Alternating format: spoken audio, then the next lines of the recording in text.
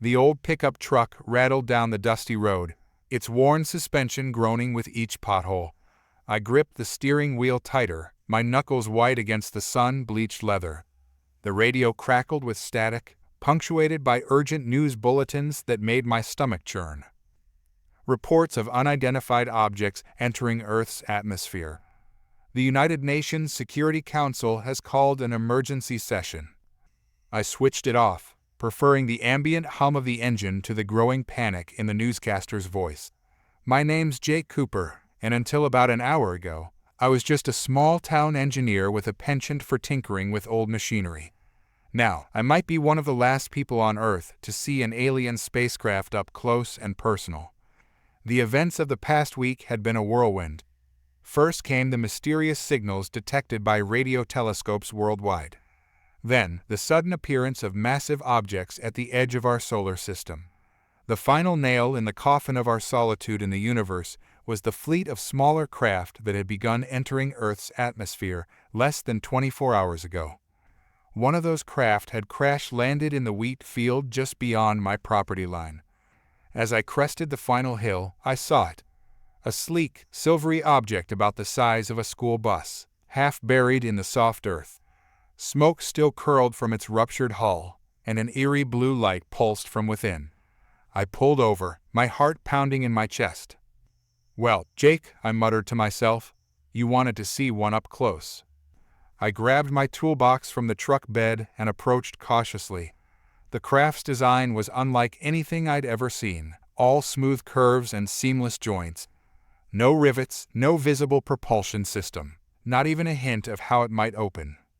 As I circled the vessel, my engineer's mind kicked into overdrive.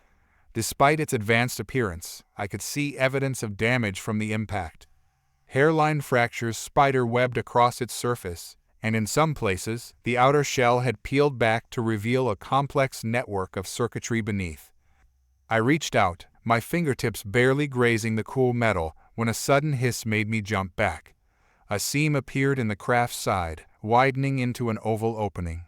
I held my breath, expecting to come face to face with the ship's occupants. But nothing emerged.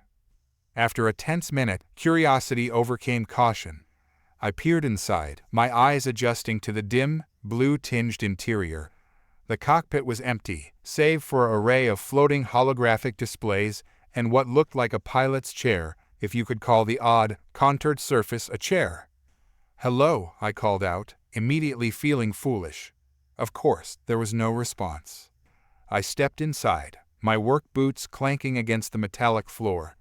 The air was thick with an acrid, ozone-like smell. As I moved deeper into the craft, I noticed something odd. Despite its apparent complexity, many of the systems seemed familiar, not in design, but in function. That's when it hit me. This hyper-advanced alien technology wasn't so different from what we had on Earth. It was just more refined, more elegant in its execution. But the principles, the core concepts, they were the same. A grin spread across my face as I pulled out my tablet and began taking notes and photos. If I could understand this technology, maybe, just maybe, I could find a way to level the playing field. Little did I know, as I excitedly cataloged every detail of the alien craft, that I was about to become humanity's unlikely champion in a war we never saw coming. The next few days were a blur of feverish activity. I'd managed to drag some of the smaller components from the alien craft back to my workshop, a converted barn filled with an eclectic mix of old farm equipment and salvaged electronics. The local sheriff, an old friend named Bill, had agreed to keep the crash site under wraps for now, but we both knew it was only a matter of time before someone else stumbled upon it. As I pored over the alien tech, a pattern began to emerge. Their systems were incredibly efficient, yes, but also surprisingly vulnerable. They relied heavily on complex algorithms and quantum entanglement for communication and navigation. Impressive, but also potentially their Achilles heel. I was elbow-deep in what I assumed was the craft's propulsion system when a thunderous boom shook the workshop. Rushing outside, I saw a sight that made my blood run cold. A massive ship, easily the size of a small city, hung in the sky above the distant town. Smaller craft swarmed around it like angry hornets. The invasion had begun. My phone buzzed incessantly.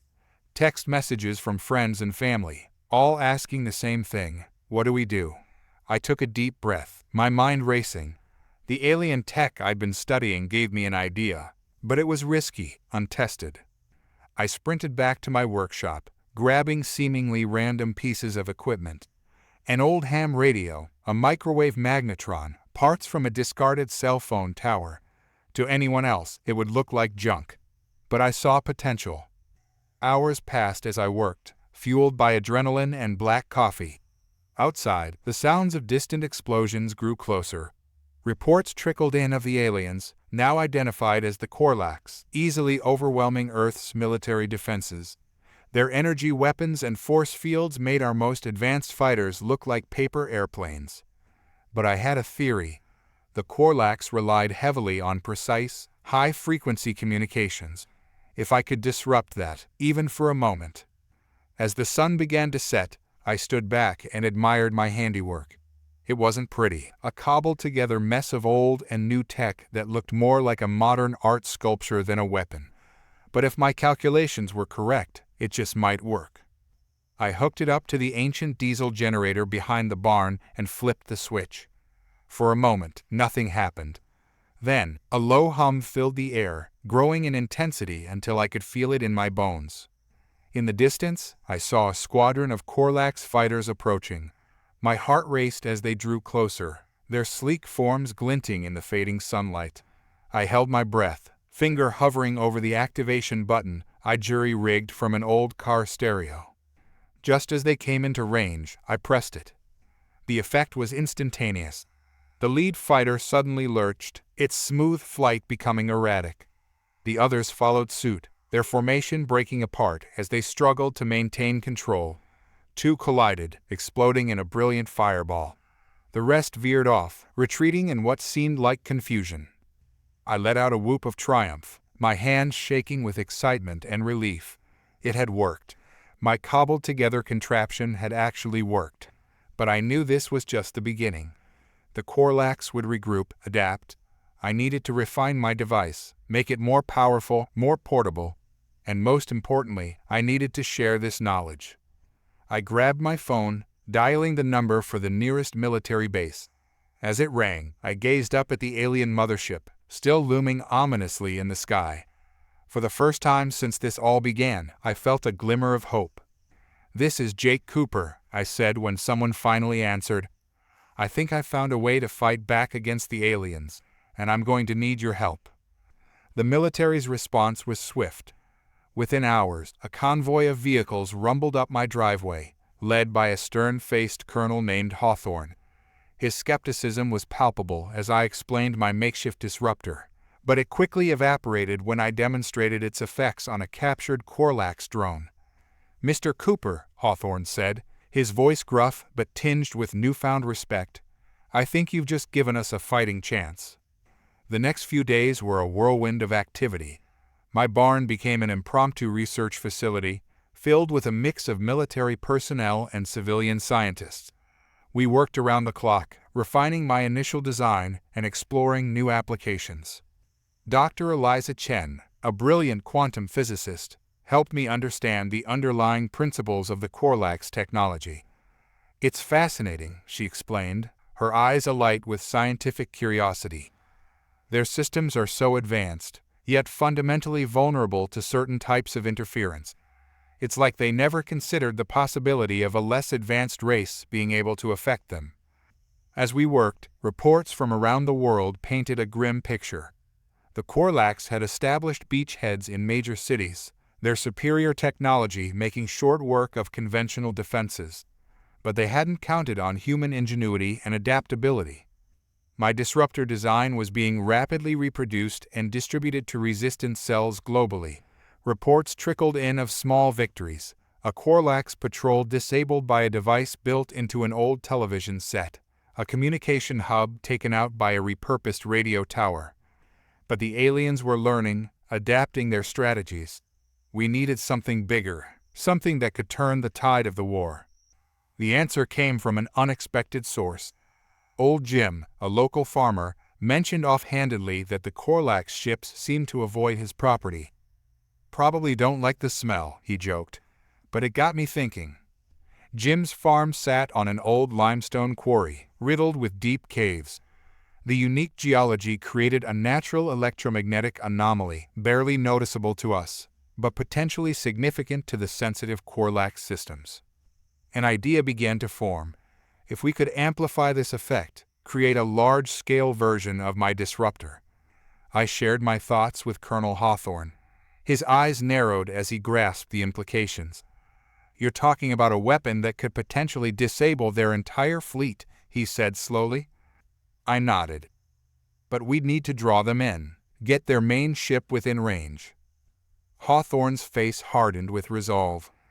"Leave that to us. You focus on making this work." The next week was a blur of feverish activity. We commandeered equipment from across the state, repurposing everything from old power plant turbines to discarded MRI machines.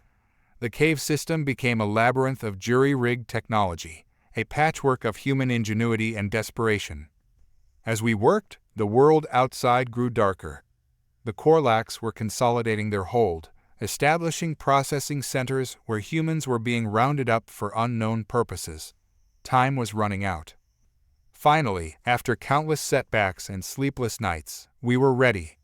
Our makeshift superweapon hummed with potential energy, the air thick with ozone and anticipation. Colonel Hawthorne approached me, his uniform dusty and wrinkled from days of non-stop work. "It's time, Cooper. Our forces are in position to launch a counterattack. It should draw their main ship right to us." I swallowed hard, suddenly aware of the weight of responsibility on my shoulders. The fate of humanity might well rest on this cobbled-together contraption of ours. "Let's hope this works," I muttered, more to myself than anyone else. As if in response, the ground began to tremble. Above us, the sky darkened as the massive Quorlax mothership moved into position. Our moment of truth had arrived. The Quorlax mothership loomed overhead, a behemoth of gleaming metal that blotted out the sun. Its presence was oppressive, a constant reminder of how outmatched we were technologically. But as I stood in the makeshift control center we'd set up in the main cave, I felt a surge of determination. We might be outgunned, but we weren't outsmarted.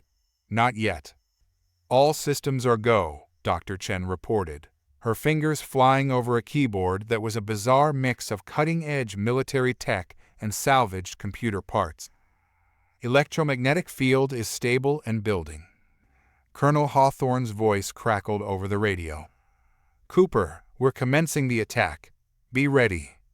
I took a deep breath, my hand hovering over the activation switch. This was it.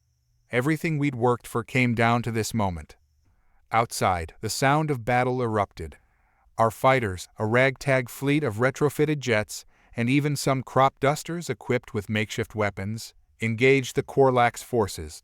It was a desperate gambit, meant to draw the aliens' attention and bring their main ship within range of our weapon.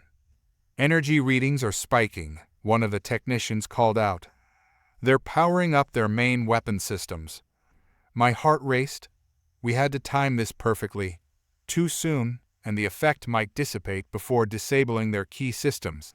Too late, and, well, there might not be anything left of us to save. The cave trembled as the battle raged above.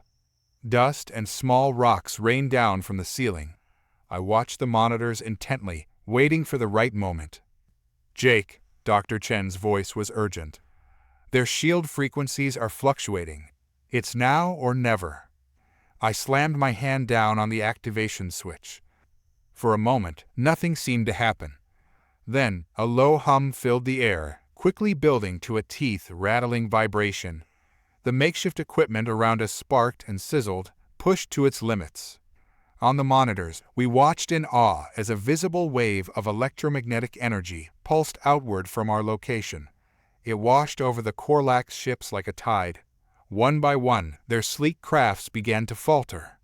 "It's working," someone shouted, their voice barely audible over the din of our straining machinery. The mothership, however, seemed unaffected. Its massive bulk continued to hover ominously, its weapon systems still charging. "More power," I yelled, pushing forward a jury-rigged lever that looked like it belonged in a mad scientist's laboratory. The hum increased to a roar, and I could smell electrical components beginning to burn out. For a heart-stopping moment, I thought we had failed. Then, like a miracle, the mothership shuddered, its lights flickered, and the ominous glow of its main weapon faded. "Direct hit to their primary systems," Dr. Chen exclaimed, her eyes wide with disbelief and joy. "They're going down." We watched in awe as the massive ship began to list to one side, clearly struggling to maintain its position. Smaller craft fell from its hangars like dead insects, plummeting to the ground. Colonel Hawthorne's voice came over the radio, tight with controlled excitement. "Whatever you did, Cooper, it worked. Their entire fleet is disabled. We're moving in to secure the crash sites." A cheer went up in the control center. People were hugging, crying, laughing in relief. But I couldn't celebrate yet. I knew the battle was far from over. "Keep the disruptor running," I ordered, my voice hoarse from shouting over the noise. "We don't know how long the effect will last, or if they have backup systems." As the others continued to monitor the situation, I stepped outside the cave entrance.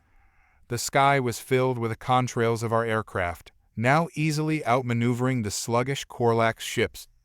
In the distance, I could see the mothership, once so terrifying in its sleek perfection, now a crippled giant slowly sinking towards the earth. A grim smile crossed my face. We'd won this battle with nothing more than human ingenuity and a lot of scrap metal. But the war, I suspected, was far from over. I turned back to the cave, ready to face whatever came next. One thing was certain: the Quorlax, and the rest of the galaxy, were about to learn that you should never underestimate human resourcefulness. The aftermath of our victory was chaotic. As the massive Quorlax mothership crashed into an uninhabited stretch of forest miles away, Earth's military forces scrambled to secure crash sites and round up stunned alien survivors. Our ragtag team of scientists and engineers worked tirelessly to understand and replicate the effects of our makeshift weapon on a global scale. I found myself thrust into the spotlight, hailed as the rustic genius who had turned the tide of the war. It was a role I was distinctly uncomfortable with, preferring the solitude of my workshop to the glare of camera flashes and probing questions from reporters. A week after the battle, I sat in a high-security briefing room, surrounded by military brass and government officials. The air was thick with tension and the acrid smell of too much coffee. Mr. Cooper, General Steele, a grizzled veteran with more stars on his shoulder than I cared to count, leaned forward. "Your invention has given us a critical advantage, but we need to know, can the Quorlax adapt to this technology?" I ran a hand through my unkempt hair, painfully aware of how out of place I looked among the crisp uniforms and suits. "Honestly, sir, it's only a matter of time. They're already showing signs of developing countermeasures." A murmur of concern rippled through the room. I continued, "But that's not necessarily a bad thing. Every adaptation they make forces them to compromise their advanced systems, to think more, well, more like us." Dr. Chen, who had become an invaluable partner in our ongoing research, chimed in. "Jake's right. We've analyzed the Quorlax tech recovered from the crash sites. Their systems are incredibly advanced, but also incredibly specialized. They've optimized their technology to such a degree that it's become inflexible." I nodded, warming to the topic. "Exactly. Our primitive technology is actually our strength. It's versatile, adaptable. We can repurpose old tech in ways the Quorlax would never think of." The room fell silent as the implications sank in. Finally, a nondescript man in a dark suit who had been quietly observing spoke up. "So you're saying our best defense is to keep innovating, to stay unpredictable?" "Yes," I replied, feeling more confident. "We need to set up a network of inventors, tinkerers, and engineers. People who can think outside the box and repurpose everyday technology into defensive systems." General Steele's eyes narrowed. "You want us to rely on a bunch of backyard inventors?" I met his gaze steadily.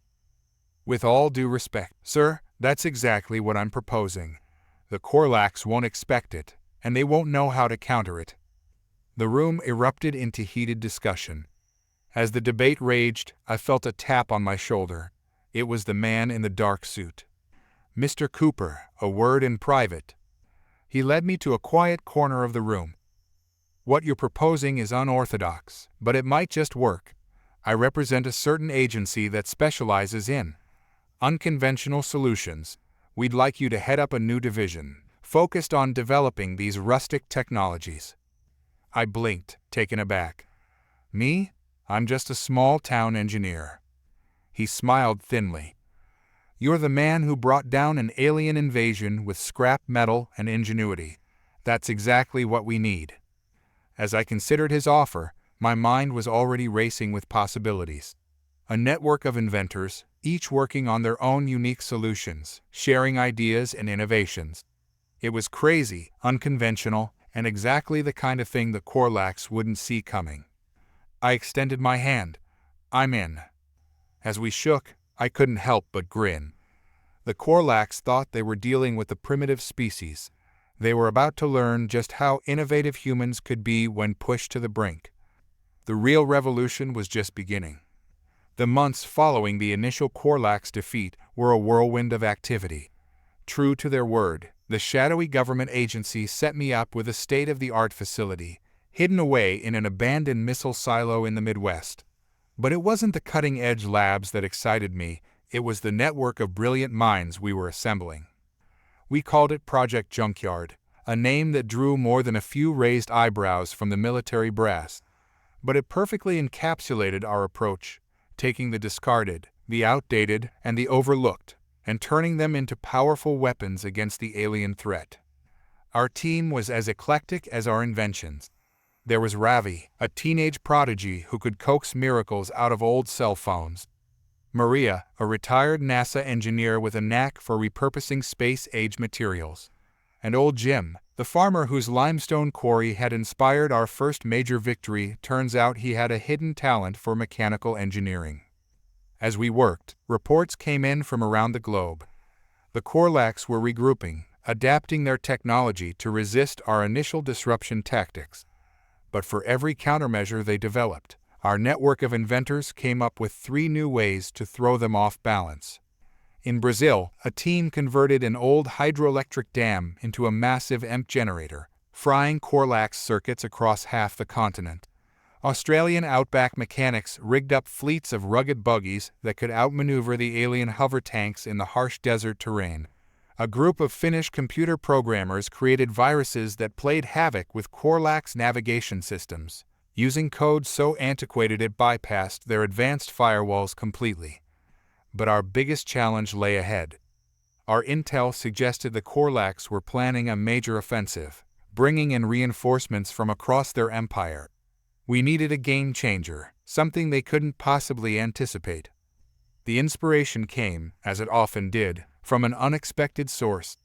I was tinkering late one night, frustration mounting as another prototype failed, when the ancient coffee maker in the corner of the lab sputtered and died.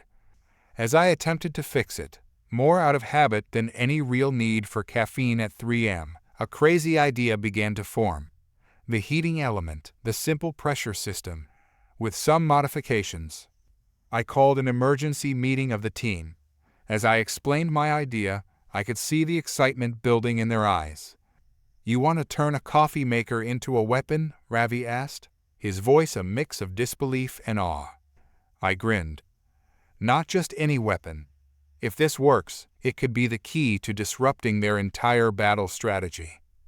We worked non-stop for weeks, sleep becoming a distant memory as we raced against time. The result was unlike anything the world had ever seen, a device that looked like a mad scientist's fever dream, cobbled together from coffee makers, microwave parts, and what appeared to be an old lava lamp. As we prepared for the final test, tension hung heavy in the air. This was our Hail Mary, our last best hope against the impending Quorlax onslaught. I took a deep breath and flipped the switch. For a moment, nothing happened. Then, with a sound like 1,000 espresso machines firing at once, The device roared to life. A shimmering field of energy expanded outward, rippling through the air. On our monitors, we watched in awe as it interfaced with the Quorlax systems. Their encrypted communications became crystal clear, their tactical data laid bare for us to see. "Holy shit," breathed Maria, her eyes wide. "We've just turned their own network against them." As the implications sank in, a cheer went up from the team. With this technology, we could predict the Quorlax's every move, counter their strategies before they even implemented them. But even as we celebrated, I knew our work was far from over. The Quorlax would adapt, as they always did, and we would need to stay one step ahead, ready with the next impossible invention. I looked around at my team, this brilliant, eccentric group that had become like family. Together, we had turned junk into the salvation of humanity. And we were just getting started. The rustic revolution was about to go galactic. The day of reckoning arrived sooner than we anticipated. Our hijacked Quorlax communications revealed that their reinforcements were mere hours away from entering Earth's atmosphere. The entire planet held its breath, waiting to see if our cobbled-together defenses would hold. I stood in the heart of our command center, surrounded by a dizzying array of screens and makeshift equipment. The coffee maker turned quantum decoder hummed steadily in the corner, a reminder of how far we'd come and how much farther we might need to go. "Incoming transmission from the Unsecurity Council," announced Ravi, his fingers flying over a keyboard that looked like it had been salvaged from a 1990s computer lab. The main screen flickered to life, revealing a panel of grim-faced world leaders. The Unsecretary General spoke, her voice tense but resolute. "Mr. Cooper, the fate of humanity rests in your hands. Are you certain your unconventional methods will be enough?" I swallowed hard, feeling the weight of billions of lives on my shoulders. "Ma'am, I can't promise victory, but I can promise that we'll give the Quorlax a fight they'll never forget." She nodded solemnly. "Then may God be with us all." As the transmission ended, alarms blared throughout the facility. Maria's voice cut through the chaos. "Multiple objects entering the atmosphere. It's starting." I took a deep breath, steeling myself for what was to come. "All right, people, this is what we've prepared for. Activate all defense systems. And someone get me a cup of coffee, it's going to be a long day." The next few hours were a blur of frantic activity. Our ragtag global defense network sprang into action, deploying an arsenal of improbable weapons that would have looked more at home in a scrapyard than a battlefield. In orbit, a swarm of repurposed communications satellites, now bristling with makeshift weaponry, engaged the first wave of Quorlax ships. The aliens' superior technology was momentarily stymied by the sheer unpredictability of our attacks. On the ground, things were even more chaotic. In New York, the Statue of Liberty's torch had been converted into a massive EMP cannon, sending out pulses that dropped Quorlax dropships from the sky. The streets of Tokyo were defended by an army of reprogrammed cleaning robots, their scrubbing brushes replaced with plasma cutters that sliced through alien armor like butter. But for every victory, there was a setback. The Quorlax were adapting quickly, their hive-mind intelligence allowing them to analyze and counter our strategies almost as fast as we could implement them. "Jake," Dr. Chen's voice cut through my concentration. "They're breaking through our orbital defenses. We've got multiple capital ships on approach." I gritted my teeth, watching as massive Quorlax warships pushed past our makeshift satellite network. This was the moment we'd been dreading and the one we'd prepared for. "Activate Project Junkyard," I commanded, my voice steady despite the fear churning in my gut. Around the world, hidden installations hummed to life. Each one was unique, a testament to human creativity and desperation. In the Australian outback, an array of modified radio telescopes began broadcasting on frequencies that played havoc with Quorlax navigation. Beneath the ice of Antarctica, a geothermal tap channeled the Earth's heat into a weapon that could melt alien hulls. But the linchpin of our defense was right here, in our converted missile silo. As the Quorlax capital ships entered the lower atmosphere, I gave the final command. initiate the rustic protocol. With a sound like the world's largest coffee percolator, our ultimate weapon activated. It was an abomination of engineering, a fusion of Earth's oldest technologies with insights gleaned from Quorlax systems, and it just might be our last hope. A wave of energy pulsed outward, invisible to the human eye, but devastating to the Quorlax fleet.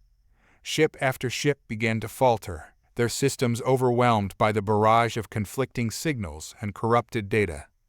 For a moment, the world held its breath.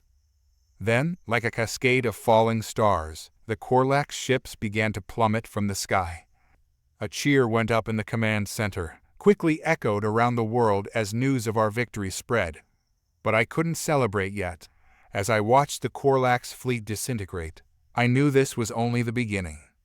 We had won the battle, but the war was far from over, and something told me that our next challenge might come not from the stars, but from our own world, forever changed by this crucible of invasion. I turned to my team, my voice quiet but determined. All right, folks, let's get to work. We've got a planet to rebuild. The months following our victory over the Quorlax invasion were a strange mix of euphoria and unease. Humanity had triumphed against impossible odds, but the scars left by the conflict ran deep.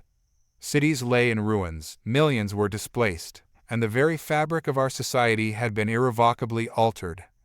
As the dust settled, I found myself thrust into a new and uncomfortable role: global celebrity. The media dubbed me the Junkyard Savior, a title that made me cringe every time I heard it. I longed for the simplicity of my old workshop, but I knew there was still work to be done. The United Nations had established a new agency, the Global Reconstruction and Defense Initiative (GRDI), and much to my chagrin, I was appointed as its chief technological advisor. Our mandate was twofold: rebuild Earth's infrastructure using the lessons learned during the war, and prepare for any future extraterrestrial threats. It was during one of the endless GRDI meetings that the first signs of trouble appeared. "We can't just go back to the way things were," argued General Steele, his face flushed with passion. "We need to weaponize every aspect of our technology. The next invasion could come at any moment." I shook my head, feeling a headache building behind my eyes. "That's not the answer, General. Our strength came from our adaptability, our creativity. If we militarize everything, we'll become as rigid and vulnerable as the Quorlax were." The debate raged on, but I could see the fear in people's eyes. The temptation to sacrifice freedom for security was strong, and I worried about where it might lead us. As I left the meeting, lost in thought, I nearly collided with a familiar face. "Dr. Chen," I said, surprised to see my old colleague. "What brings you to the lion's den?" Eliza Chen's face was grave. "Jake, we need to talk. Privately." She led me to a secluded corner of the building, her eyes darting nervously. "Something's happening with the Quorlax technology we recovered. It's evolving." My blood ran cold. "Evolving? How?" "We're not sure," she admitted. "But some of the systems we thought were dormant are showing signs of activity. And there's something else." She hesitated, then forged ahead. "We've detected signals. Weak, but definitely of Quorlax origin. I think they might be calling for help." The implications hit me like a punch to the gut. If the Quorlax had managed to get a distress signal out, we could be facing an even greater threat, and this time we might not have the element of surprise on our side. "We need to keep this quiet," I said, my mind racing. "If word gets out, it'll play right into the hands of those pushing for military control." Eliza nodded. "I've assembled a small team of trusted researchers. We're calling it Project Phoenix. We need your help, Jake. Your insight into both human and Quorlax tech is crucial." I ran a hand through my hair, feeling the weight of responsibility settle back onto my shoulders. Just when I thought we might have a chance at peace, the universe had other plans. "All right," I said finally. "I'm in. But we do this my way. No government interference, no military oversight. Just a group of scientists trying to save the world. Again." As we shook hands, sealing our clandestine pact, I couldn't help but smile grimly. The rustic revolution had brought us victory once. Now, it seemed, we'd need to revolutionize our approach once more. Walking back to my office, my mind was already whirring with possibilities. We'd beaten the Quorlax with junkyard ingenuity once. If their reinforcements came, we'd need to be ready with something even they couldn't imagine. The game was afoot, and the stakes had never been higher. But as I looked out over the bustling reconstruction efforts, I felt a spark of the old excitement. Humanity had proven its worth among the stars. Whatever came next, we'd face it with the same spirit that had carried us this far. After all, I thought with a wry smile, we still had plenty of junk lying around. And in the right hands, junk could become the stuff of miracles. Project Phoenix quickly became my life's focus. We set up our clandestine operation in an abandoned shopping mall on the outskirts of a small Midwestern town. The irony of using this temple to consumerism as our base wasn't lost on me. It was the perfect camouflage for our decidedly non-commercial activities. Our team was small but brilliant.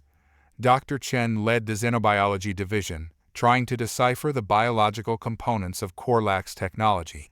Ravi, our young prodigy, headed up the communications team, working tirelessly to intercept and decode any potential alien transmissions. I found myself bouncing between groups, my mind constantly churning with new ideas and connections. Weeks turned into months as we raced against an invisible clock.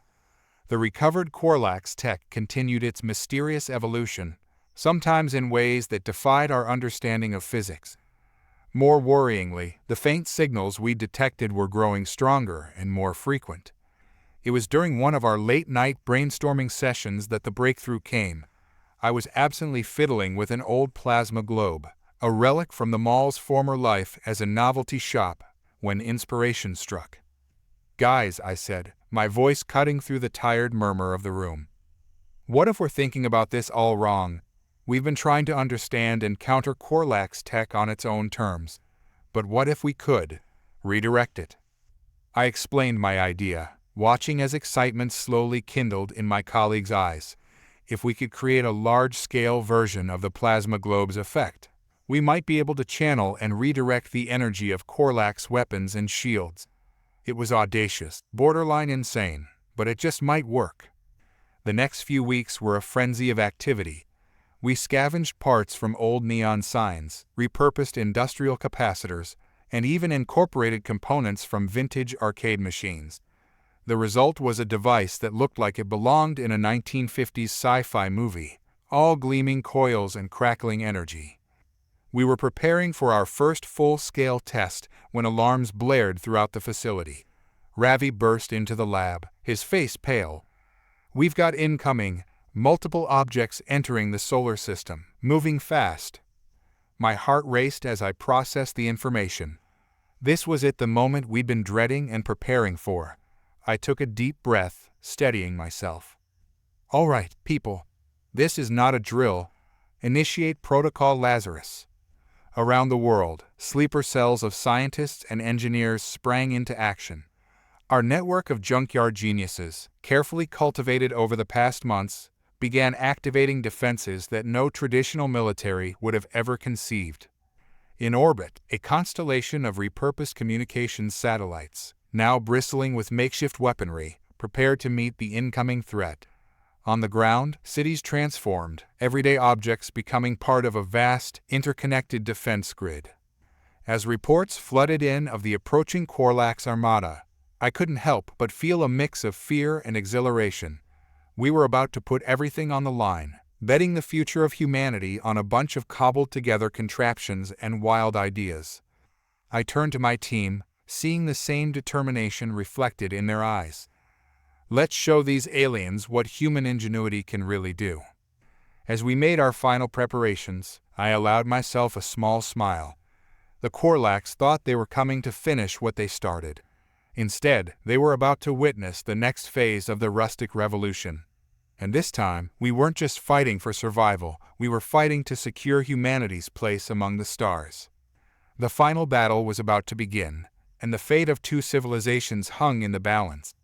But as I looked at our improbable creations and the brilliant minds behind them, I knew one thing for certain.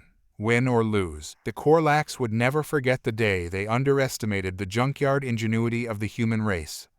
The sky blazed with otherworldly light as the Quorlax armada entered Earth's atmosphere. Their ships, sleek and terrifying, filled the horizon, a stark contrast to our hodgepodge of defenses. But where they had uniformity, we had diversity. Where they had advanced technology, we had audacious creativity. I stood in our makeshift command center, surrounded by screens cobbled together from old TVs and computer monitors. Each one showed a different aspect of our global defense network, a testament to human resourcefulness. Quorlax fleet approaching primary targets, Ravi announced, his voice tense but controlled. New York, London, Beijing, Moscow. They're going for our major population centers. I nodded grimly. Activate the city shields. Around the world, our most ambitious projects sprang to life. In New York, the entirety of Central Park shimmered and vanished, replaced by a massive holographic projector that made the city appear to be nothing but ruins. In London, the Thames itself rose up, a wall of water manipulated by repurposed tidal turbines to create an impenetrable barrier. The Quorlax fleet faltered, clearly confused by our unexpected defenses, but they quickly regrouped, focusing their firepower on our orbital defenses. Satellite network taking heavy fire, Dr. Chen reported, her fingers flying over a keyboard. Rerouting power to the plasma redirection fields. I held my breath as our theory was put to the ultimate test. For a heart-stopping moment, nothing seemed to happen. Then, miraculously, the incoming Quorlax energy weapons began to curve and spiral, their deadly beams turned into harmless light shows. A cheer went up from the team, but I knew we couldn't celebrate yet. The Quorlax were adapting, switching to more conventional weaponry. Time to show them our ace in the hole, I said, my voice steady despite the adrenaline coursing through my veins. Initiate Project Junkyard Symphony. Across the globe, the most unlikely of weapons activated. In the Australian outback, enormous didgeridoos, augmented with alien tech, began to emit low-frequency sounds that disrupted Quorlax ship systems. The Great Wall of China lit up with a dazzling array of repurposed LED lights, creating patterns that confused and disoriented Quorlax targeting systems. But the real showstopper was right here in the heartland of America. Our plasma globe writ large, now the size of a small city, crackled to life. As Quorlax ships approached, they were caught in its electromagnetic embrace, their systems overloaded and redirected. For hours, the battle raged. Every time the Quorlax adapted to one of our defenses, we had 3 more bizarre contraptions ready to deploy. Old video game consoles reprogrammed to jam communications, sewer systems that could generate localized EMPs, even a network of modified weather balloons that created a planet-wide interference field. Slowly, but surely, we began to turn the tide. Quorlax ships fell from the sky, their once superior technology no match for the sheer unpredictability of our junkyard arsenal. As the last of the alien fleet retreated, a stunned silence fell over our command center. Then, gradually, it was replaced by cheers, laughter, and more than a few tears of relief. I leaned back in my chair, exhaustion and elation warring for dominance. We had done it. Humanity had not only survived but triumphed, using nothing more than our wits and whatever we could cobble together. As the celebration continued around me, my mind was already racing ahead. The Quorlax would be back of that, I was certain. But next time, we wouldn't be fighting just to survive. We would be ready to take our place among the stars, to show the galaxy what humanity was truly capable of. The rustic revolution had begun as a desperate bid for survival. Now, it would become our pathway to the future, a future where human ingenuity and alien technology could combine to create wonders beyond imagination. I smiled, thinking of the adventures that lay ahead. The universe had no idea what was coming, but one thing was certain: it would never be the same again. As dawn broke over a battered but unbroken Earth, I raised a toast with my team. To the junkyard heroes, I said, my voice thick with emotion, and to the future we'll build together.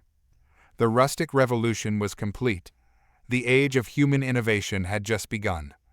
The vastness of space stretched out before me, an endless canvas of stars and swirling nebulae.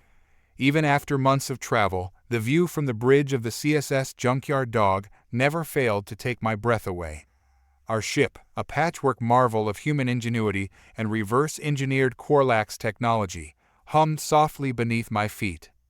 Entering uncharted space, Captain Cooper, announced our navigator, a young prodigy named Alex.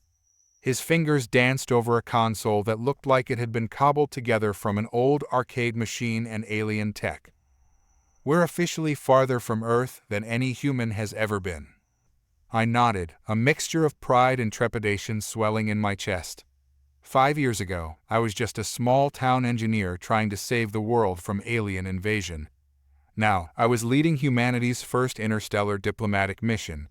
The irony wasn't lost on me. Our ramshackle fleet of junkyard ships was out here to make first contact with advanced alien civilizations. All systems nominal, reported Dr. Chen from her station. She'd insisted on coming along, her expertise in xenobiology deemed crucial for our mission. The Quorlax power core is stable, and our homebrew shielding is holding up nicely.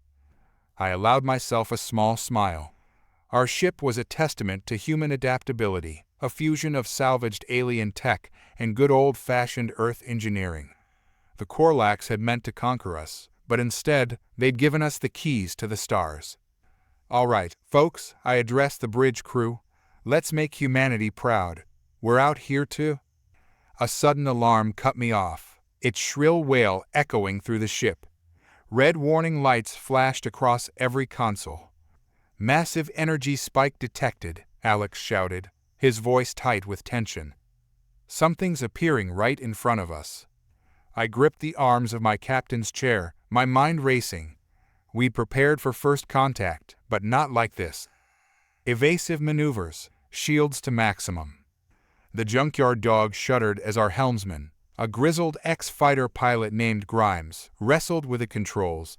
Through the viewscreen, I watched in awe as space itself seemed to split open. From the rift emerged a structure so vast it defied comprehension. A space station, if you could call it that, easily the size of Earth's moon.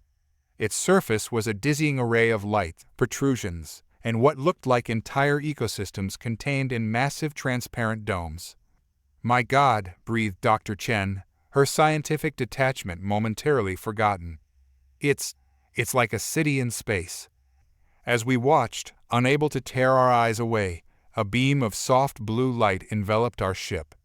I tensed, ready for anything, but there was no hostile action. Instead, a melodious voice filled the bridge, speaking in perfect English. Welcome, travelers from Earth. We've been expecting you. Please proceed to Docking Bay 42 for decontamination and orientation. I exchanged bewildered looks with my crew. How did they know we were from Earth? And more importantly, what had we just stumbled into? As Grimes cautiously guided our ship towards the indicated docking bay, I couldn't shake the feeling that our mission had just become far more complicated than we'd ever imagined. The rustic revolution that had saved Earth was about to be put to the test on a galactic stage. And something told me we were going to need every ounce of that junkyard ingenuity to face what lay ahead. The docking procedure was surprisingly smooth, considering our ship was a hodgepodge of human and alien tech. As we settled into the massive bay, I couldn't help but marvel at the scale of everything around us. The Junkyard Dog, which had seemed so impressive back on Earth, now looked like a child's toy next to the sleek vessels occupying neighboring berths. All right, team, let's not gawk, I said, trying to project confidence I didn't entirely feel. Remember your training. We're representing all of humanity here. We assembled near the airlock, a mix of scientists, engineers, and a couple of Marines for security. As the door hissed open, we were met not by the expected decontamination chamber, but by a cavernous room that seemed to defy the laws of physics. The floor beneath our feet was solid enough, but a few meters ahead it faded into a swirling mist. Globules of water floated lazily through the air, some large enough to contain entire ecosystems. In the distance, I could make out what looked like platforms of pure energy, occupied by beings of light and shadow. "Welcome, Earthlings," came a voice from everywhere and nowhere at once. "Please, step onto the mist. It will convey you to the orientation center." I exchanged glances with Dr. Chen, who gave a slight nod. Taking a deep breath, I stepped forward onto the mist. To my surprise, it held my weight perfectly, feeling more like a gently moving conveyor belt than anything insubstantial. As we glided through this impossible space, I tried to take in everything around us. Creatures of every conceivable shape and size went about their business. Some were vaguely humanoid, others defied description. I saw beings of living crystal, gaseous entities that shifted colors as they moved, and what looked like sentient clouds of energy. "This is incredible," murmured Alex, his eyes wide with wonder. "The level of technology required to maintain this environment. It's beyond anything we could have imagined." Before I could respond, our misty conveyance deposited us in front of a shimmering doorway. As we approached, it solidified into a more recognizable portal. "Earth delegation," announced the omnipresent voice. "You are cleared to enter. The council awaits." The door slid open, revealing a circular chamber. At its center stood a holographic representation of the galaxy, slowly rotating. Around it were seated a diverse array of beings, each more alien than the last. A tall, willowy creature with iridescent skin stood to greet us. "Captain Cooper," it said, its voice melodious and gender-neutral. "I am Zephyr, representative of the Galactic Council. We've been monitoring your species' progress with great interest." I stepped forward, doing my best to appear diplomatic. "On behalf of Earth, we're honored to—" Yes, interrupted a gravelly voice. A being that looked like a sentient crystal formation shifted in its seat. "We're all very impressed with how you handled the Quorlax. Quite the upset, that—" Murmurs of agreement rippled through the chamber. I blinked, taken aback. "You knew about the invasion?" Zephyr nodded, a gesture surprisingly human. "The Quorlax have been a nuisance for some time. Many thought your world would fall, as others had. Your unconventional methods were most enlightening." I felt a surge of pride, tinged with confusion. "If you knew, why didn't you intervene?" A tense silence fell over the chamber. Zephyr's skin rippled with colors that I suspected indicated discomfort. "That is a complex matter, one which, I'm afraid, has become rather urgent." The holographic galaxy zoomed in, focusing on a region of space far from Earth. A pulsing red dot appeared, slowly expanding. "What you see," Zephyr explained, "is an ancient threat, one that predates even our oldest civilizations. It has awakened, and it hungers. Your defeat of the Quorlax has drawn its attention." I felt a chill run down my spine. "What exactly are we dealing with?" The crystalline being spoke again, its facets glinting ominously. "The end of everything, human, unless your species can pull off another miracle." As I looked around at the assembled aliens, I realized that beneath their advanced technology and alien features, I saw something very familiar: fear. Whatever this threat was, it terrified even these godlike beings. And somehow, improbably, they were looking to us, to humanity, for salvation. I squared my shoulders, meeting Zephyr's gaze. "Tell us everything. If there's a chance to stop this thing, we'll find it." After all, I thought grimly, saving the universe with duct tape and ingenuity was becoming something of a human specialty. The next few hours were a crash course in galactic history and cosmic horrors. The threat, we learned, was known as the Void Eater, an entity of incomprehensible size and power that consumed entire star systems. It had last awakened millions of years ago, nearly wiping out all life in the galaxy before being forced back into dormancy by the combined efforts of the most advanced civilizations of that era. "But surely," I argued, gesturing at the marvels around us, "your technology now is far beyond what they had then. Can't you stop it?" Zephyr's skin rippled with dark colors. "Our advancements have made us complacent, specialized. The Void Eater adapts, consuming not just matter and energy, but information. Our most powerful weapons only make it stronger." The crystalline being, who had introduced itself as Crux, chimed in. Your species' approach using primitive technology in innovative ways might be our only hope. The Void Eater cannot consume what it does not understand. I rubbed my temples, feeling the weight of an entire galaxy settling onto my shoulders. Okay, let me get this straight. You want us, the new kids on the galactic block, to stop an ancient, universe-eating horror with junkyard tech? A chorus of affirmatives echoed through the chamber. I couldn't help but laugh, the absurdity of the situation momentarily overwhelming me. Well, I said, straightening up, I guess we'd better get to work then. But we'll need resources, information, anything you can give us about this thing. The next few days were a whirlwind of activity.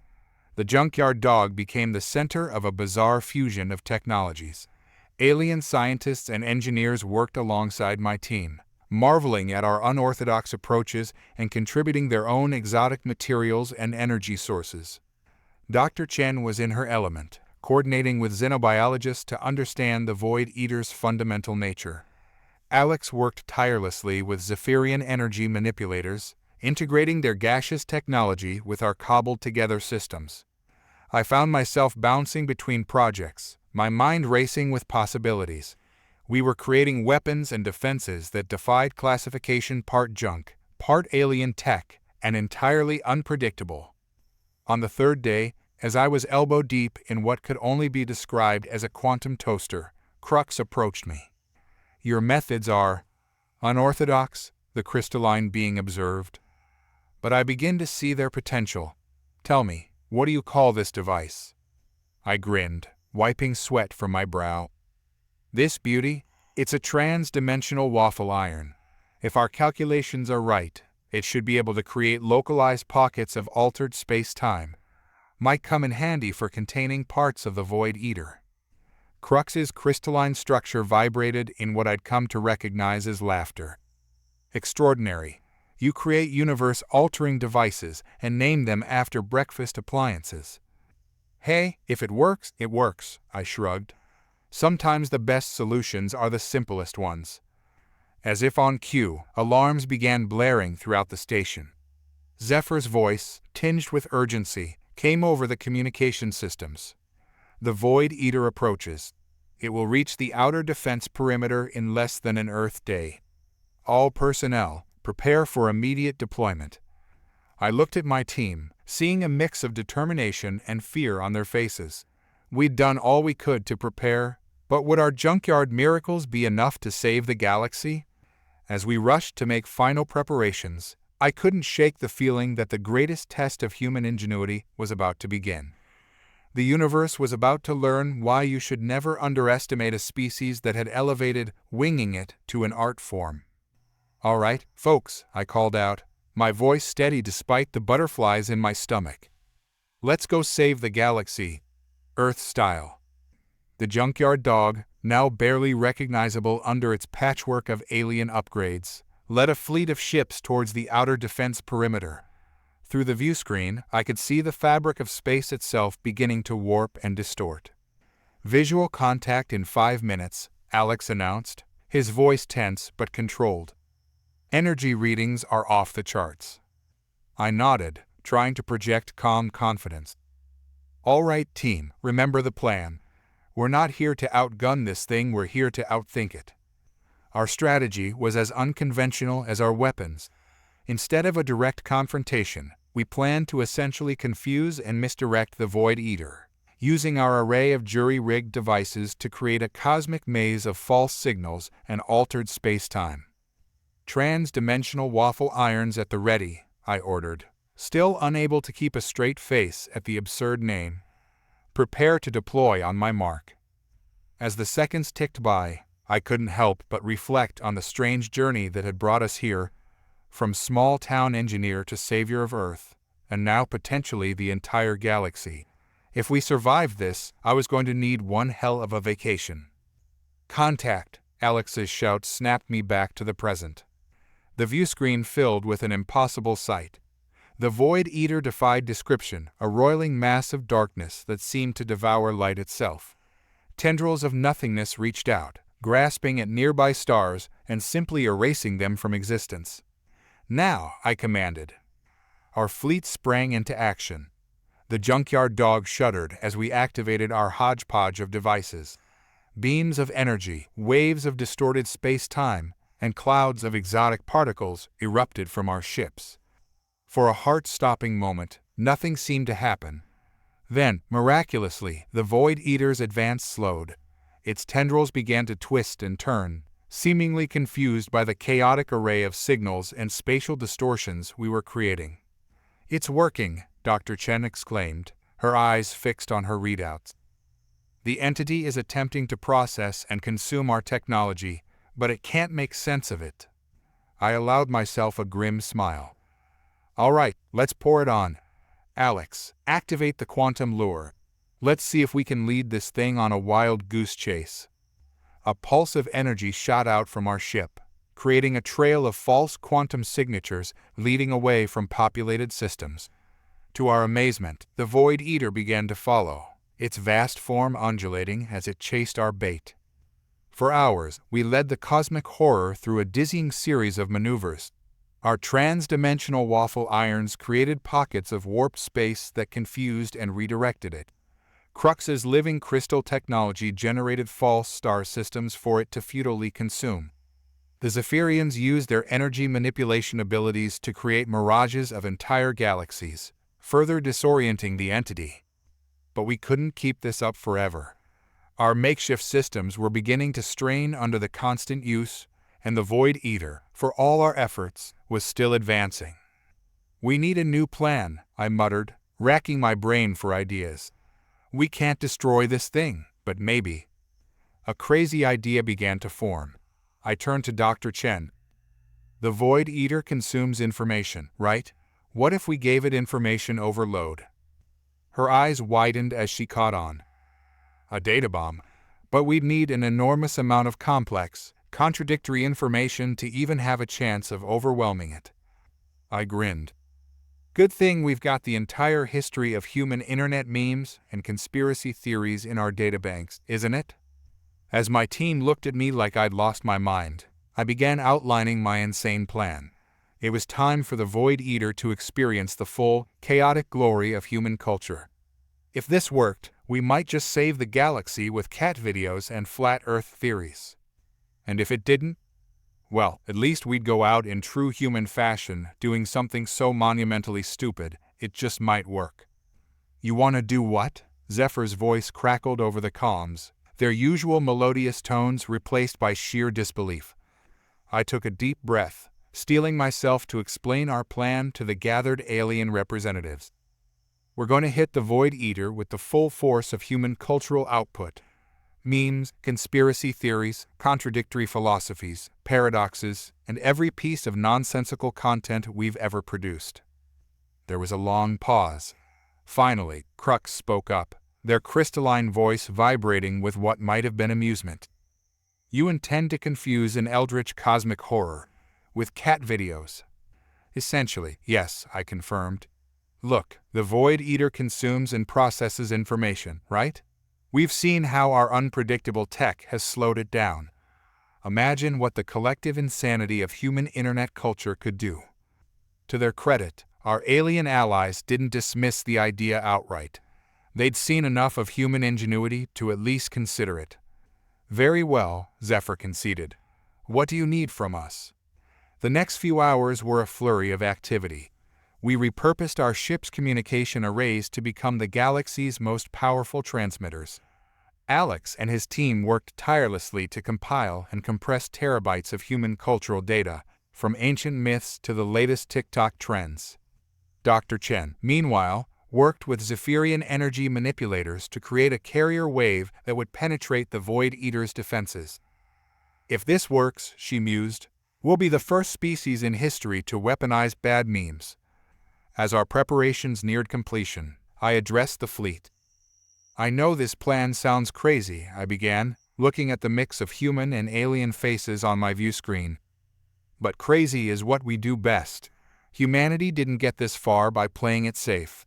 We got here by thinking outside the box, by daring to try the impossible. Today, we're going to save the galaxy with the power of human creativity in all its glorious, chaotic absurdity. A cheer went up from the human crews, while our alien allies responded with their own gestures of support.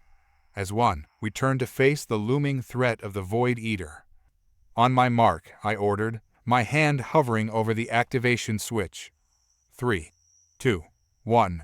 Transmit. A pulse of energy erupted from our fleet, carrying with it the distilled essence of human culture. We watched in tense silence as it streaked towards the Void Eater. For a moment, nothing seemed to happen. Then, the cosmic horror began to writhe, its tendrils twisted and coiled, its very substance seeming to bubble and churn.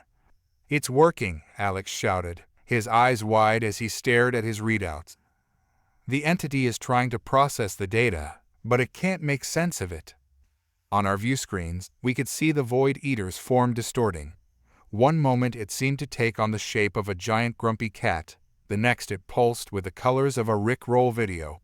Conspiracy theories caused parts of it to tie themselves in knots, while philosophical paradoxes made entire sections blink in and out of existence. "Keep transmitting," I ordered, fighting back a laugh at the sheer absurdity of what we were witnessing. "Don't let up." For hours, we bombarded the cosmic horror with everything from ancient Sumerian memes to quantum physics jokes. The Void Eater's attempts to consume and understand this onslaught of contradictory, nonsensical information were driving it to the brink. Finally, with a silent explosion that rippled through subspace, the Void Eater collapsed in on itself. Where once there had been a galaxy-devouring nightmare, there was now only empty space and a faint echo of a Rick Astley song. As cheers erupted throughout the fleet, I slumped back in my chair, exhausted but elated. We'd done it. We'd saved the galaxy with the power of human weirdness. Zephyr's voice came over the comms, filled with awe and a touch of fear. "Incredible. Your species truly is unique, Captain Cooper." I grinned, looking out at the stars that would continue to shine because of our efforts. "That's humanity for you. Just when you think you've got us figured out, we'll surprise you usually with something ridiculous." As we began the journey back to the space station, I couldn't help but wonder what this victory meant for humanity's place in the galaxy. One thing was certain: the universe would never be the same again. And neither would we. The return to the space station was a blur of celebrations and bewildered congratulations from our alien allies. As we docked the junkyard dog, now even more of a patchwork marvel than before, I couldn't shake the feeling that we'd crossed a threshold. Humanity had arrived on the galactic stage in the most human way possible by doing something so outlandish it defied all logic, yet somehow worked. As we disembarked, we were met by a delegation of alien representatives, led by Zephyr and Crux. Their expressions, or what passed for expressions on their alien features, were a mix of awe, confusion, and what I could only describe as wary respect. "Captain Cooper," Zephyr began, their iridescent skin shimmering with complex patterns, "the Galactic Council requests your presence. There is much to discuss in light of recent events." I nodded, trying to maintain a semblance of diplomatic decorum despite my exhaustion. "Of course. Lead the way." As we made our way through the station's impossible geometries, I couldn't help but notice the way other aliens regarded us. Gone were the dismissive or pitying looks we'd received upon arrival. Now they watched us with a mixture of curiosity and something that looked suspiciously like fear. The council chamber was packed when we arrived. Representatives from species I hadn't even seen before filled the tiered seating, all eyes or sensory organs fixed on our small human delegation. Zephyr took their place at the center of the chamber, their voice resonating with formal gravity.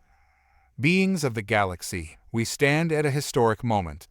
The threat that has loomed over us for eons has been vanquished, thanks to the unique approach of our new allies from Earth." A murmur rippled through the assembled aliens.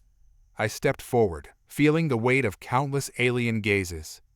"Humanity is honored to have played a role in defending the galaxy," I began, trying to channel every diplomatic bone in my body. "We come seeking friendship and knowledge, eager to take our place among the stars." Crux's crystalline form shimmered as they spoke. Your methods were unorthodox, to say the least. This cultural data bomb of yours, it poses questions about the very nature of information and consciousness. I suppressed a chuckle. If they thought our memes were mind-bending, wait until they got a load of our philosophy departments. Humanity has always thrived on thinking outside the box, I explained.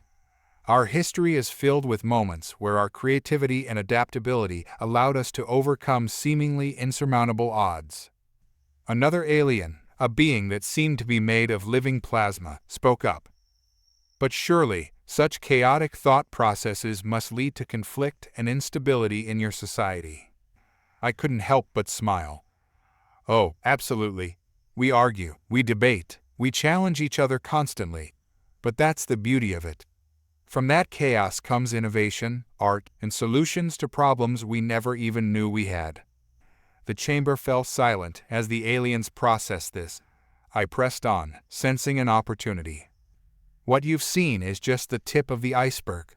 Humanity has so much to offer the galaxy, not just in terms of technology, but in art, culture, and new ways of thinking.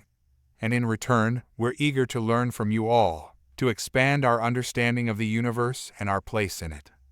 Zephyr stepped forward, their skin rippling with what I'd come to recognize as thoughtful consideration. Your words are compelling, Captain Cooper. The Council will need time to deliberate on humanity's role in galactic affairs moving forward. I nodded, understanding the magnitude of what we were asking. We weren't just seeking admission to an exclusive club, we were potentially reshaping the very nature of galactic civilization. As we were led out of the chamber, Dr. Chen leaned in close. "Do you think they'll accept us?" she whispered. I looked back at the assembled aliens, still buzzing with discussion about humanity's feat. "I think," I said slowly, "that whether they're ready or not, the galaxy is about to get a lot more interesting." With that, we headed back to the junkyard dog. Whatever the Council decided, one thing was certain: humanity's adventure among the stars was just beginning. The next few days were a whirlwind of diplomatic meetings, technological exchanges, and what I could only describe as galactic cultural orientation. While the Council deliberated on humanity's official status, we were given unprecedented access to the space station's facilities and knowledge banks. Dr. Chen was in xenobiologist heaven, poring over data on thousands of alien species. Alex had practically moved into the station's central computing hub, his eyes gleaming with excitement as he explored technologies centuries beyond our own. As for me, I found myself in the strange position of being a human ambassador to the stars. Alien diplomats sought me out, eager to understand the species that had defeated the Void Eater with what they termed weaponized nonsense. It was during one of these meetings, with a group of Zephyrians, that I had an epiphany. "So, let me get this straight," I said, trying to wrap my head around what they were telling me. "Your species has the ability to manipulate energy at a fundamental level, but you've never thought to use it for entertainment?" The Zephyrians rippled, and what I'd learned was their equivalent of a shrug. "We have always focused on practical applications. The concept of fun, as you describe it, is foreign to us." An idea began to form in my mind. What if I told you that fun could be practical, that play and entertainment can lead to innovation and problem-solving? Their interest piqued. I launched into an impromptu lecture on the history of human games and sports, from ancient chess to modern video games, explaining how each had contributed to advancements in strategy, technology, and even social development. By the time I finished, the Zephyrians were practically vibrating with excitement. "This gamification concept could revolutionize our educational systems," one exclaimed. As they hurried off to explore this new idea, I couldn't help but smile. It seemed that humanity had more to offer the galaxy than just our knack for jury-rigging and meme warfare. Over the next few days, similar scenes played out across the station. Crux became fascinated by human music, their crystalline form resonating with everything from classical symphonies to heavy metal. A species of methane-breathing aliens fell in love with human cuisine after we introduced them to the concept of molecular gastronomy. Even our more mundane technologies were causing a stir. An alien race that had mastered faster than light travel was utterly baffled and delighted by the simple elegance of a bicycle. As I watched these interactions unfold, I began to realize that humanity's greatest contribution to the galaxy might not be our technology or even our problem-solving skills. It was our creativity, our ability to find joy and wonder in the universe, and our knack for thinking in ways that other species had never considered. On the fifth day, we were summoned back to the council chamber. The atmosphere was tense as we entered, the assembled aliens watching us with a mix of emotions I couldn't quite decipher. Zephyr stood at the center, their iridescent form glowing with an intensity I hadn't seen before. "Representatives of Earth," they began, their voice resonating through the chamber. "The Council has reached a decision regarding humanity's place in galactic affairs." I held my breath, acutely aware of the weight of this moment. Whatever they decided would shape the future of not just humanity, but potentially the entire galaxy. Zephyr continued, a hint of what might have been amusement in their tone. "It is the unanimous decision of this council that humanity be granted full membership in the galactic community with all the rights and responsibilities that entails." A cheer went up from our team, quickly stifled as we remembered where we were. But Zephyr wasn't finished. "Furthermore, in light of humanity's unique abilities and perspective, we are creating a new position on the council itself. Captain Cooper, we would like you to serve as the first human ambassador to the galaxy, tasked with fostering innovation and outside-the-box thinking across our civilizations." I stood there, stunned. We'd come hoping for acceptance, maybe a trade agreement or two. Instead, we were being offered a seat at the table of galactic governance. As the implications sank in, I realized that our adventure was far from over. In fact, it was just beginning. Humanity was about to embark on its greatest challenge, yet teaching the galaxy how to think like humans. I stepped forward, a grin spreading across my face. "On behalf of Earth, we accept. And let me just say, you ain't seen nothing yet." The chamber erupted in a cacophony of alien cheers, whistles, and other sounds of approval. As I shook hands and other appendages with my new galactic colleagues, I couldn't help but wonder what wild innovations and crazy adventures lay ahead. One thing was certain: the galaxy was about to get a whole lot more interesting. The weeks that followed were a blur of activity as we prepared for humanity's grand entrance onto the galactic stage. Our small expedition had suddenly become the vanguard of Earth's integration into a vast, complex network of alien civilizations. My new role as human ambassador to the galaxy came with a dizzying array of responsibilities. Each day brought new challenges, from negotiating technology exchanges to mediating disputes between species whose biology was so alien I could barely comprehend their needs. But it was the cultural exchange that proved most fascinating and often most amusing. I'll never forget the day we introduced the concept of reality TV to a race of hyper-logical silicon-based life forms. Their initial confusion quickly gave way to an obsession with the Real Housewives of Beverly Hills that threatened to grind their entire civilization to a halt. We had to scramble to explain the concept of guilty pleasures and the importance of work-life balance. Or the time we held the first Galactic Olympics, featuring sports from hundreds of worlds. Watching a Zephyrian attempt the long jump, their essentially sentient gas, remember, was a sight I'll treasure forever. They didn't cover much distance, but their mid-air acrobatics were spectacular. But it wasn't all fun and games. As humanity's influence spread, so did concerns about our potential impact on galactic society. Ambassador Cooper, Crux cornered me one day, their crystalline form vibrating with worry. "We've been monitoring transmissions from Earth. Are you aware that since news of our existence reached your planet, there's been a 500% increase in what you call alien conspiracy theories?" I couldn't help but chuckle. "Crux, my friend, you ain't seen nothing yet. Just wait until they start making movies about you." But beneath the humor, I understood the concern. Humanity's chaotic creativity was a double-edged sword. The same unpredictability that had allowed us to defeat the Void Eater could also cause unforeseen problems if not properly managed. It was a balancing act, introducing enough human innovation to spur growth and new ideas across the galaxy, while also ensuring we didn't accidentally destabilize millennia-old civilizations with an ill-timed meme or a particularly addictive mobile game. As if that wasn't challenging enough, we also had to manage humanity's own integration into galactic society. The first wave of human tourists to the space station was an adventure in itself. Watching a group of excited Earthlings try to take selfies with bewildered energy beings from the Andromeda Galaxy was both hilarious and slightly terrifying. But for every challenge, there were moments of pure wonder and joy. The day we successfully translated Shakespeare into the chemical language of a methane-based species, causing their entire atmosphere to ripple with emotion. The first human-alien music collaboration, which produced a symphony so beautiful it brought tears to the eyes of species we didn't even know had tear ducts. Through it all, the junkyard dog remained our home base and a symbol of human ingenuity. We continued to tinker and improve it, incorporating new alien technologies in our own unique way. It became something of a galactic attraction aliens would visit just to see what crazy modification we'd come up with next.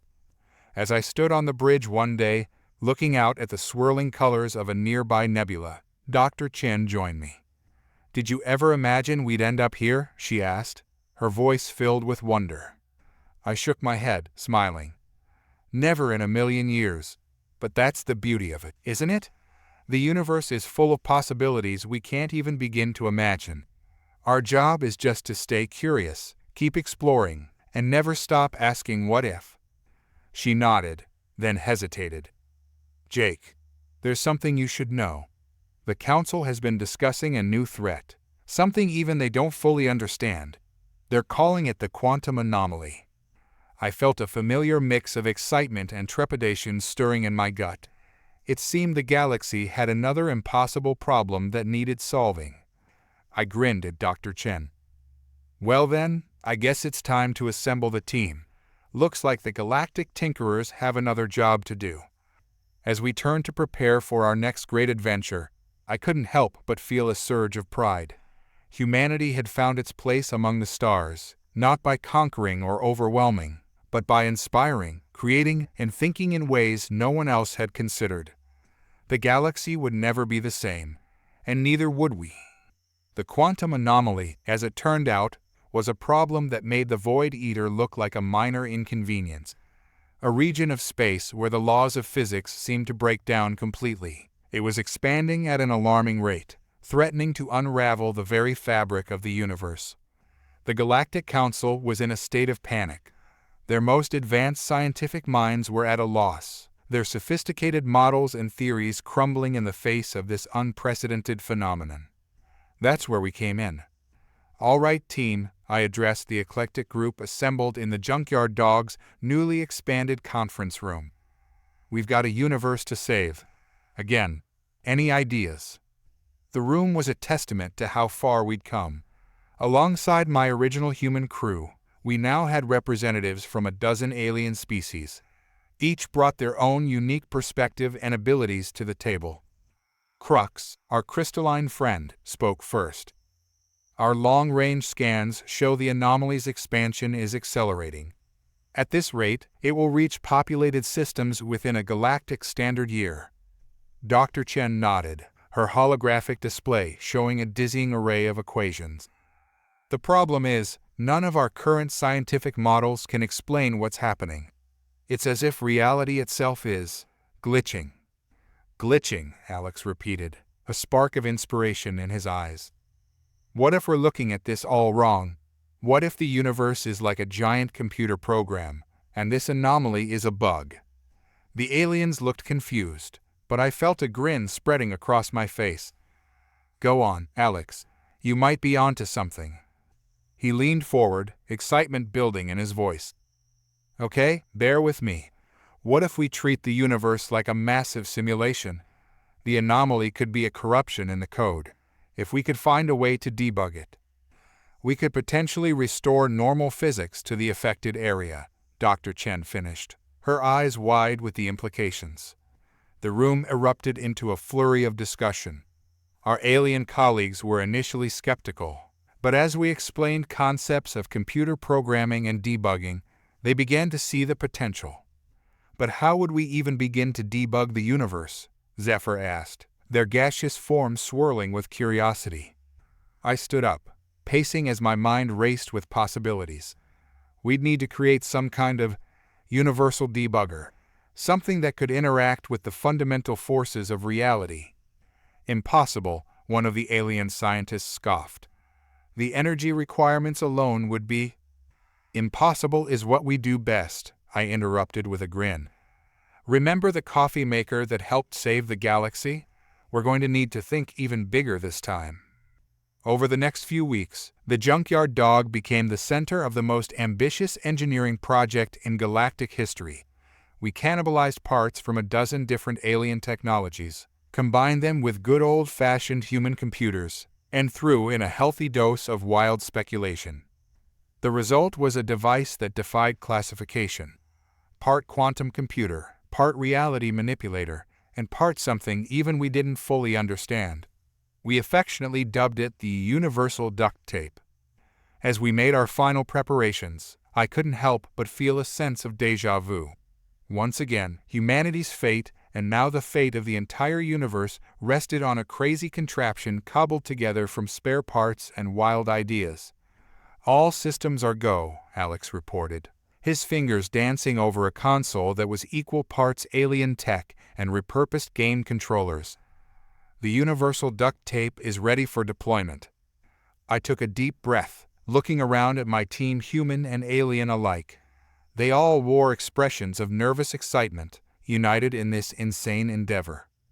All right, folks, I said, trying to inject confidence into my voice. Let's go debug the universe.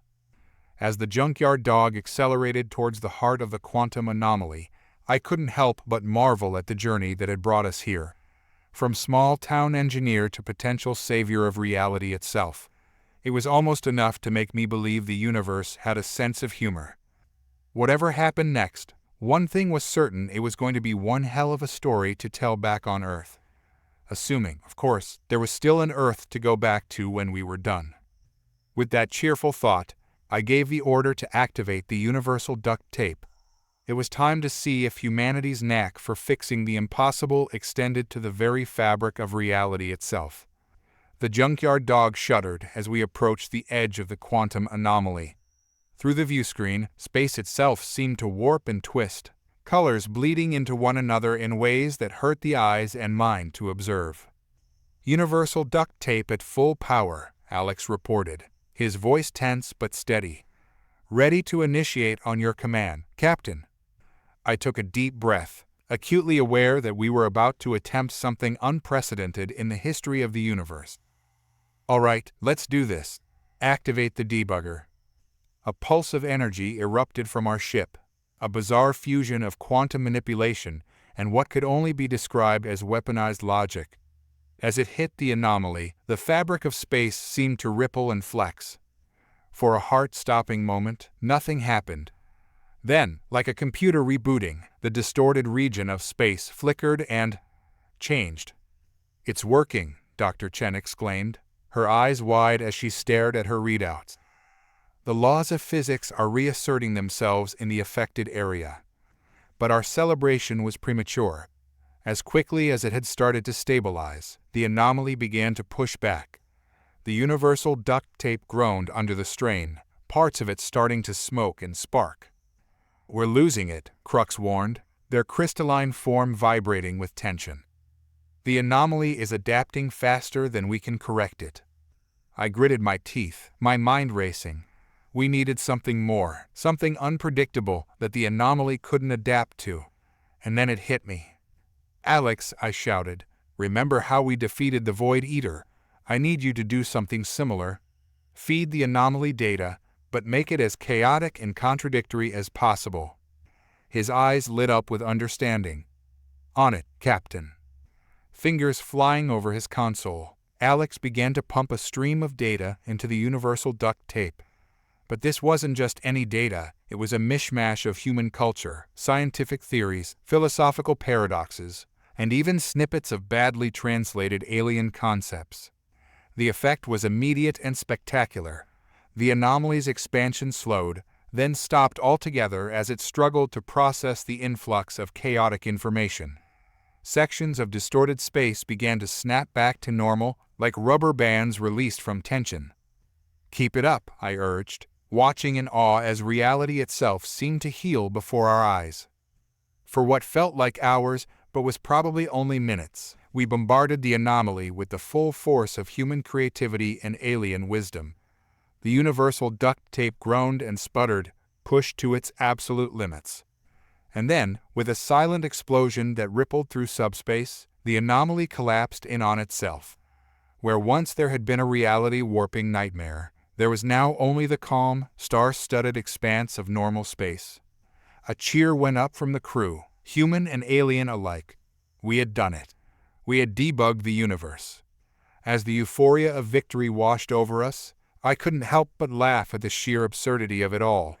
We had saved reality itself with a device made of spare parts and a stream of cosmic nonsense. Zephyr's voice came over the comms, filled with awe and no small amount of confusion. "Captain Cooper, the Galactic Council is at a loss for words. You've done the impossible. Again." I grinned, looking out at the now peaceful stars. "That's kind of our specialty, Zephyr. Never underestimate the power of human ingenuity, especially when combined with a healthy dose of weirdness." As we began our journey back to the space station, I reflected on all that had happened since that first Quorlax invasion of Earth. We had gone from a species barely able to reach our own moon to key players on the galactic stage. We had faced cosmic horrors, debugged the universe, and introduced the concept of reality TV to beings made of living crystal. But more than that, we had brought something unique to the galactic community. Our creativity, our adaptability, our ability to find solutions in the most unlikely places, these were our true contributions to the universe. As the junkyard dog cruised through the stars, I realized that our journey was far from over. There would always be new challenges, new impossibilities to overcome.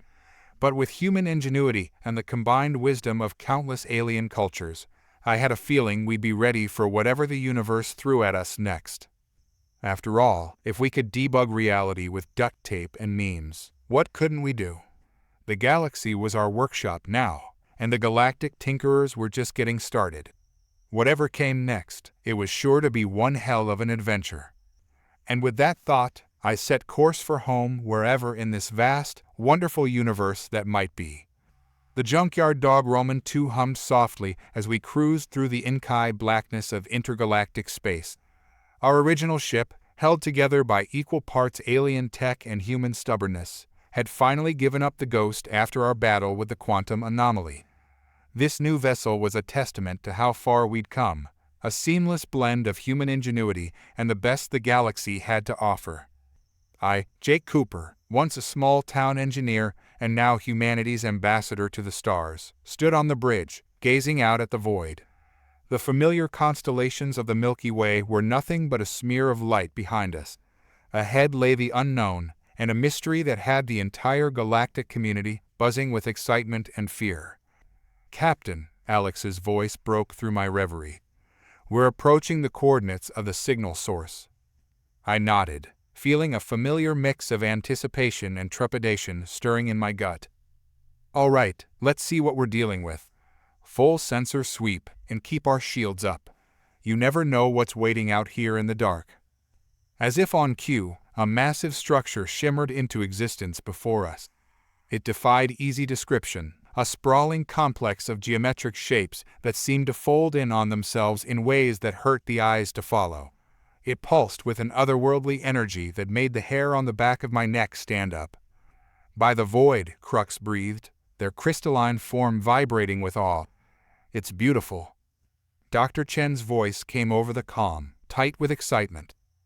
"Jake, the energy readings from that structure, they're off the charts. Whatever built this, they're operating on a level of technology we can barely comprehend." I swallowed hard, suddenly feeling very small.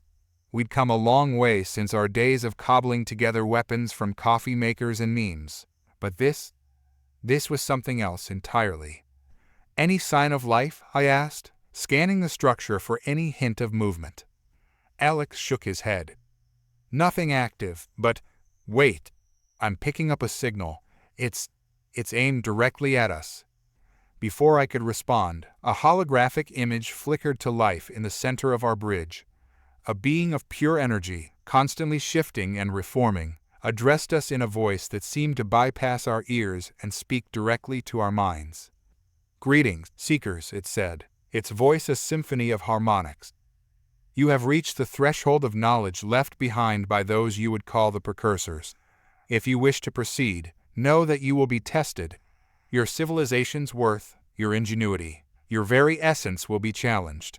Should you succeed, the wisdom of eons will be yours. Should you fail, oblivion awaits." The image vanished as suddenly as it had appeared, leaving us in stunned silence. I looked around at my crew, seeing a mix of excitement, fear, and determination on their faces. We'd faced down cosmic horrors and debugged the universe itself. But this felt different. This felt final. "Well," I said, trying to inject some levity into my voice, "I guess the precursors never heard that humans don't do well with tests. Anyone bring their cheat sheets?" A nervous chuckle rippled through the bridge. I squared my shoulders, feeling the weight of not just humanity, but the entire galaxy resting upon us. "All right, folks," I said, my voice steady despite the butterflies in my stomach. "Let's go ace this cosmic exam. Alex, take us in, carefully." As the junkyard dog Roman 2 glided towards the massive structure, I couldn't shake the feeling that we were about to embark on our greatest adventure yet. The universe had thrown us some curveballs before, but this time we were playing for keeps. Little did I know just how true that would prove to be. As we approached the precursor structure, its impossible geometry seemed to shift and reconfigure before our eyes. What looked like solid matter one moment would become translucent the next, revealing glimpses of internal workings that defied our understanding of physics. "I'm detecting an opening," Alex reported, his fingers dancing over his console. "It seems to be inviting us in." I nodded, trying to project confidence I didn't entirely feel. "Take us in, nice and easy. Everyone stay alert. We don't know what kind of tests these precursors have in store for us." The junkyard dog Roman 2 glided into an enormous docking bay that seemed to materialize out of nowhere. As soon as we crossed the threshold, I felt a subtle shift, as if we'd entered a pocket of space operating under different rules. "Fascinating," Crux murmured, their crystalline form vibrating with excitement. "The energy patterns here. It's as if reality itself is more malleable." Before I could respond, the holographic being reappeared, this time filling the entire bridge with its shifting, ethereal presence. "Welcome, seekers," it intoned. "You stand at the precipice of knowledge. But knowledge without wisdom is a dangerous thing. You must prove yourselves worthy." "And how exactly do we do that?" I asked, trying to keep the skepticism out of my voice. The being's form rippled, almost as if it was amused. "Through a series of trials, each designed to test a different aspect of your civilization's development and potential. You may use only the resources at your disposal. Succeed, and you will unlock secrets beyond your wildest imaginings. Fail, and you will be erased from existence." With that cheerful pronouncement, the being vanished, leaving behind a shimmering doorway of pure energy. I turned to my crew, seeing a mix of determination and apprehension on their faces. "Well, folks, looks like we've got our work cut out for us. Dr. Chen, what do you make of this?" Our chief scientist frowned, her eyes darting over her readings. "It's hard to say, Jake. The technology here is so advanced it might as well be magic. But if I had to guess, I'd say we're dealing with some kind of simulated reality. These trials could be anything." I nodded, my mind already racing with possibilities. "All right, here's the plan. We go through as a team. Whatever these precursors throw at us, we face it together. Our strength has always been our ability to think on our feet and come up with crazy solutions. Let's show these ancient beings what humanity and our allies are really capable of.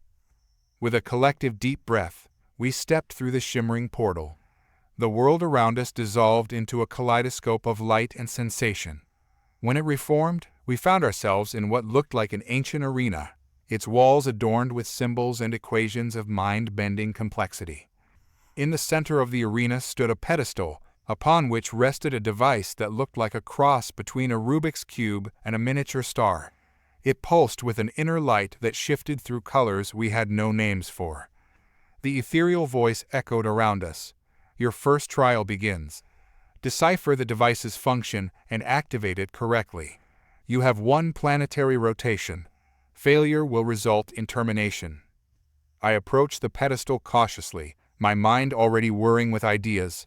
As I reached out to touch the device, I felt a familiar surge of excitement.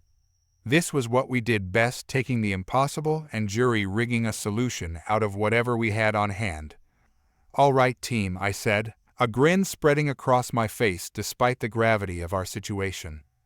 "Let's show these precursors how we do things back in the Milky Way. It's time to get creative." As we gathered around the mysterious artifact, I couldn't shake the feeling that this was just the beginning. Whatever challenges lay ahead, I knew one thing for certain. It was going to take every ounce of human ingenuity and alien wisdom we could muster to make it through alive. The cosmic exam had begun, and failure was not an option. The device on the pedestal hummed with an otherworldly energy, its surfaces constantly shifting and realigning. As we gathered around it, I could feel the weight of the challenge pressing down on us. "All right, team," I said, clapping my hands together. "Let's break this down. What are we looking at?" Dr. Chen stepped forward. Her eyes narrowed in concentration as she scanned the artifact with a cobbled-together sensor array we'd developed for analyzing alien tech. It's like nothing I've ever seen, Jake. The internal structure seems to be in a constant state of quantum flux. It's operating on principles that make our understanding of physics look like child's play." Crux's crystalline form shimmered with excitement. "Fascinating. The energy patterns remind me of the living circuitry used in some of our most advanced systems. Perhaps if we could interface with it somehow." I nodded, an idea beginning to form. "Alex, remember that universal translator we jury-rigged after the incident with the methane-breathing diplomats? Think you could modify it to communicate with this thing?" Alex's eyes lit up. "On it, Captain. I'll need to recalibrate it to pick up quantum fluctuations instead of chemical signals, but yeah, I think I can make it work." As Alex set to work, I turned to the rest of the team. "All right, while he's doing that, let's see if we can make sense of these symbols on the walls. There might be clues about what this device is supposed to do." For the next several hours, we threw ourselves into the challenge with everything we had. Alex and Dr. Chen worked on interfacing with the device, while Crux and I attempted to decipher the mind-bending equations that covered the arena walls. It was frustrating, exhilarating work. Every time we thought we'd made a breakthrough, the puzzle would shift, revealing new layers of complexity. But slowly, painstakingly, we began to make progress. "I think I've got something," Alex called out, his voice tight with excitement. "The device, it's not just one thing. It's a representation of an entire solar system, compressed into this tiny space. And these controls? They're for manipulating the fundamental forces within that system." I felt a chill run down my spine as the implications hit me. "You're saying this thing is like a universe in a box, a simulator for playing with the laws of physics?" Dr. Chen nodded, her eyes wide. "More than that, Jake. I think this might be how the precursors designed and tested new universes before creating them for real." The sheer scale of what we were dealing with was staggering, but we didn't have time to be overwhelmed. Our deadline was approaching, and we still hadn't figured out how to activate it correctly. "Okay," I said, forcing myself to focus. "So we need to set up this mini-universe in a way that, what? Creates life? Achieves stability." Crux vibrated thoughtfully. "Perhaps it's not about the end result, but the method. The precursors seem to value creativity and problem-solving. What if the goal is to create a unique, stable universe using unconventional methods? A grin spread across my face. Now that sounds like our kind of challenge. All right, team, let's get weird. We're going to build a universe, and we're going to do it the human way with duct tape and crazy ideas. For the next few hours, we threw ourselves into cosmic creation with gusto. We adjusted fundamental constants, introduced chaotic elements, and even managed to insert a few quirks inspired by our own universe. It was like the ultimate sandbox game, with the highest stakes imaginable. As our deadline approached, we made our final adjustments. The device hummed, its glow intensifying. For a heart-stopping moment, I thought we'd made a catastrophic mistake. Then, with a sound like a trillion wind chimes, the mini-universe within the device stabilized. The ethereal voice of our precursor guide filled the arena. Innovative, unpredictable, worthy of further evaluation. You may proceed to the next trial. As a new portal shimmered into existence, I couldn't help but laugh. We'd just created a universe, and apparently we'd done it with style. Well done, everyone, I said, feeling a surge of pride in my team. One down, who knows how many to go. Ready for the next round. With a mixture of excitement and trepidation, we stepped through the portal. Whatever the precursors had in store for us next, I knew we'd face it the same way we'd faced every challenge so far, with creativity, teamwork, and a healthy dose of human audacity. The cosmic exam continued, and we were just getting warmed up. The world shifted around us once more, the dizzying sensation of reality reconfiguring itself, now becoming almost familiar. As our surroundings solidified, we found ourselves in what appeared to be a vast, empty hangar. The walls shimmered with an oily iridescence, and the floor beneath our feet seemed to pulse with barely contained energy. Before we could fully take in our new environment, the ethereal voice of our precursor guide resonated through the space. Your next trial tests your ability to adapt and overcome. You must construct a vessel capable of traversing the void between realities. You have at your disposal the remnants of 1,000 fallen civilizations. Choose wisely, for the journey will challenge your very conception of existence. As the voice faded, the hangar suddenly filled with a bewildering array of technological debris. Fragments of alien ships, mysterious devices, and artifacts beyond our comprehension littered the floor as far as the eye could see. I let out a low whistle.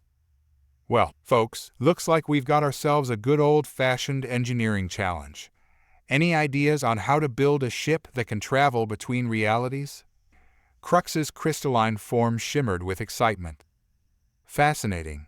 Some of these components, they're operating on principles I've only theorized about.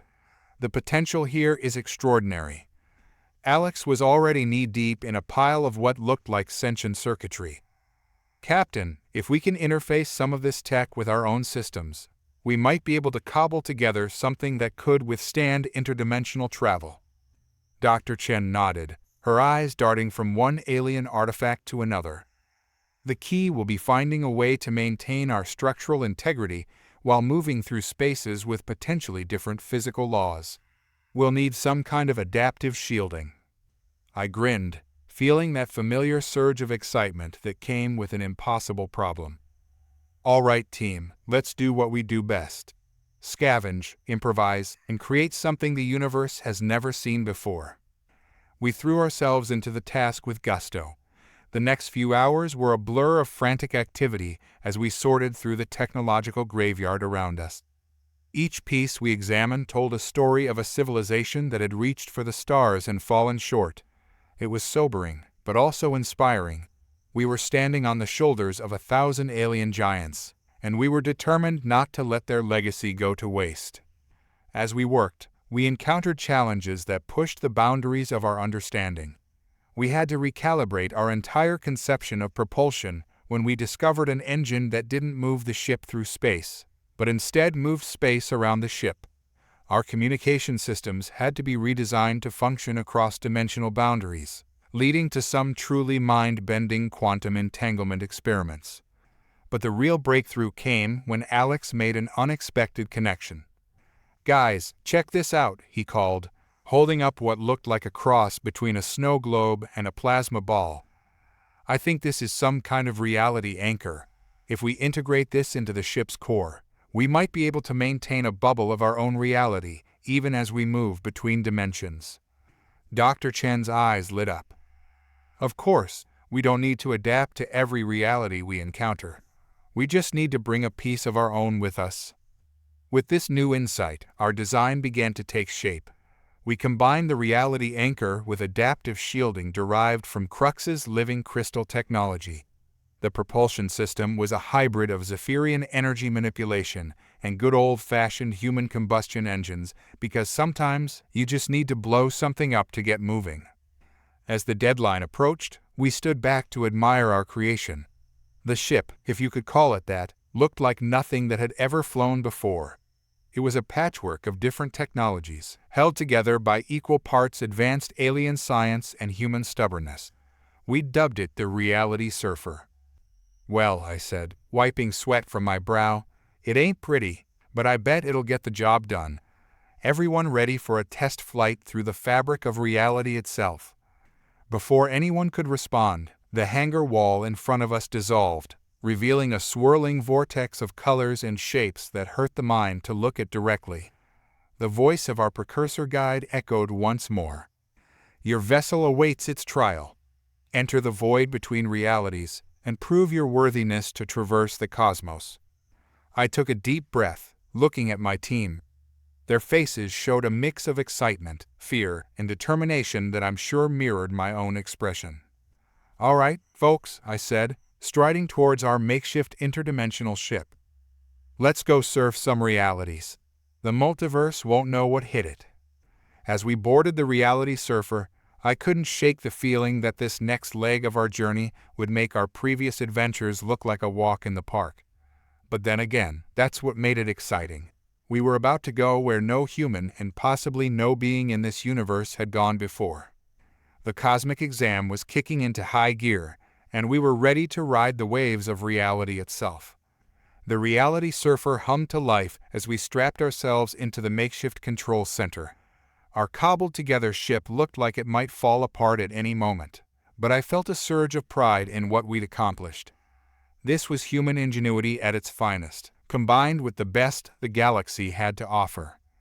"All systems operational," Alex reported, his fingers dancing over a control panel that was part alien tech, part repurposed tablet computer. "Reality anchor is stable, and our home universe bubble is holding." I nodded, trying to project confidence. "All right, team, let's do this. Alex, take us in." Carefully. With a lurch that seemed to reverberate through our very atoms, the Reality Surfer plunged into the swirling vortex. The sensation was indescribable, like being turned inside out and stretched across 1,000 dimensions all at once. Through the view screen, which was actually a repurposed energy field that translated extra-dimensional information into something our brains could process, we saw reality itself unravel around us. "This is incredible," Dr. Chen breathed, her eyes wide as she stared at her readings. "We're passing through layers of reality, each with its own unique physical laws. Some of these universes, the very concept of matter doesn't even exist." Quorlax's crystalline form vibrated with excitement. "I'm detecting civilizations out there, existing in states of being we can barely comprehend. This is beyond anything we've ever encountered." As fascinating as our surroundings were, we couldn't afford to get distracted. Our jury-rigged vessel creaked and groaned as it navigated the treacherous currents between realities. Every few moments, we'd hit a pocket of space where the laws of physics took a sharp left turn, forcing us to make split-second adjustments to keep from being torn apart. "Gravitational anomaly dead ahead," Alex shouted, his hands flying over the controls. "It's like a whirlpool between dimensions." I gritted my teeth, an idea forming. "Can we use it? Ride the current to gain speed?" Dr. Chen looked at me like I was insane, which, to be fair, wasn't an unreasonable assessment. "Jake, if we miscalculate by even a fraction, we could end up scattered across 1,000,000 different realities." "Then we better not miscalculate," I grinned. "Alex, Plot us a course right through the center of that anomaly. Crux, I need you to modulate our reality anchor to match the dimensional frequency of the vortex. Dr. Chen, be ready to reinforce our home universe bubble the moment we hit the other side. As my team scrambled to enact this insane plan, I couldn't help but feel a surge of exhilaration. This was what we did best, taking impossible situations and turning them into opportunities. The reality surfer plunged into the interdimensional whirlpool. For a moment that seemed to stretch into eternity, we were everywhere and nowhere at once. I saw glimpses of realities where the fundamental forces were reversed, where time flowed backwards, where thought itself was the primary form of matter. And then, with a soundless explosion that nonetheless rattled every atom of our being, we burst out the other side. "We made it," Alex whooped, his voice filled with equal parts relief and disbelief. "And, Captain, you're going to want to see this." As the vertigo of our dimensional leap faded, I looked out at the view before us. We were in a vast expanse of what looked like liquid light, punctuated by enormous structures that defied Euclidean geometry, and all around us, moving with graceful purpose, were beings of pure energy. The voice of our precursor guide resonated through our ship, tinged with what almost sounded like approval. "You have successfully traversed the void between realities, demonstrating adaptability and courage in the face of the unknown. But your journey is far from over. Now, you must communicate with a quantum collective, a civilization that exists simultaneously across multiple realities. Prove that you can bridge the gap between fundamentally different modes of existence." As the voice faded, one of the energy beings approached our ship. Its form shifted and pulsed in patterns that seemed to convey meaning, if only we could decipher it. I looked at my team, seeing a mix of awe and determination on their faces. "Well, folks," I said, a grin spreading across my face despite the enormity of our challenge. "Looks like we're about to attempt first contact with a multi-dimensional hive mind. Any ideas on how to say hello across realities?" As we set about tackling this new, seemingly impossible task, I couldn't help but feel a sense of pride. We'd built a ship out of scrap and ridden it through the very fabric of the multiverse. Whatever came next, I knew we'd face it the same way we'd faced every challenge so far, with creativity, teamwork, and that uniquely human blend of audacity and adaptability. The cosmic exam continued, and we were ready to show the universe what humanity was truly capable of. Communicating with a multi-dimensional hive mind was, unsurprisingly, not covered in any of our first contact protocols. But if there's one thing humans excel at, it's improvising in the face of the impossible. "Okay, team," I said, my mind racing with possibilities. "We need to think beyond traditional communication methods. These beings exist across multiple realities simultaneously. We need to find a way to broadcast on all those frequencies at once." Dr. Chen's eyes lit up with an idea. "What if we use the reality anchor as a communication device? We could modulate its frequency to match the quantum fluctuations of the collective." Alex nodded enthusiastically. "I could rig up an interface using some of the alien tech we scavenged. If we can translate our thoughts into quantum states, we could essentially think in multiple dimensions," Crux finished, their crystalline form shimmering with excitement. I grinned. "All right, let's do it. But we need something to communicate, a message that will resonate across realities. Any ideas?" As the team set to work on the technical aspects, I racked my brain for a way to connect with beings so fundamentally different from us. What could we possibly share with entities that experienced reality in ways we could barely comprehend? And then it hit me. "Music," I said suddenly, causing everyone to look up from their work. "We'll use music." "Music?" Alex asked, looking confused. I nodded, feeling more confident by the second. "Think about it. Music is mathematics, emotion, and communication all rolled into one. It's patterns and chaos, structure and feeling. If anything can bridge the gap between our mode of existence and theirs, it's music." The team looked skeptical, but intrigued. We set to work, combining our jury-rigged quantum communicator with a database of human music we had on board. Everything from classical symphonies to rock, jazz, and even some of the more experimental electronic compositions we'd come across in our galactic travels. As we put the finishing touches on our interdimensional sound system, the energy beings of the quantum collective drew closer to our ship, their patterns becoming more complex and intense. "Here goes nothing," I muttered, and activated the device. The effect was immediate and awe-inspiring. The music, translated into quantum fluctuations and broadcast across multiple realities, seemed to resonate with the very fabric of space around us. The energy beings pulsed and swirled in time with the rhythms, their forms expanding and contracting in beautiful, fractal patterns. We started with Bach, the mathematical precision of his fugues creating a baseline of communication. The beings responded, their own patterns becoming more structured, more comprehensible. Encouraged, we moved through different styles and eras of music. Jazz seemed to particularly excite them, the improvisational nature of its sparking bursts of creative energy that rippled across dimensions. When we played some of the more avant-garde pieces, the entire realm around us seemed to shimmer and shift, as if the music was rewriting the laws of physics in real time. As we reached the crescendo of our musical journey, broadcasting a mashup of Earth's greatest hits across the multiverse, something extraordinary happened. The energy beings began to harmonize with our music, adding their own multi-dimensional melodies to the mix. The result was a symphony unlike anything ever heard in any universe, a perfect fusion of human creativity and cosmic consciousness. In that moment, I felt a connection that transcended language, physics, and the very nature of reality itself. We were communicating, not just with words or thoughts, but with the fundamental rhythms of existence. As the final notes faded away, though in this realm, concepts like fading and away were relative, the energy beings coalesced into a single, massive form. A voice, not heard but felt across every atom of our being, resonated through us. "You speak the language of creation itself. Your music contains multitudes, echoes of realities yet unborn. We see you, we know you, we understand. You may proceed." With that, the liquid light realm around us began to shift and swirl. A new portal opened up, leading to the next stage of our cosmic trial. As we prepared to navigate the reality surfer towards our next challenge, I couldn't help but feel a sense of profound awe.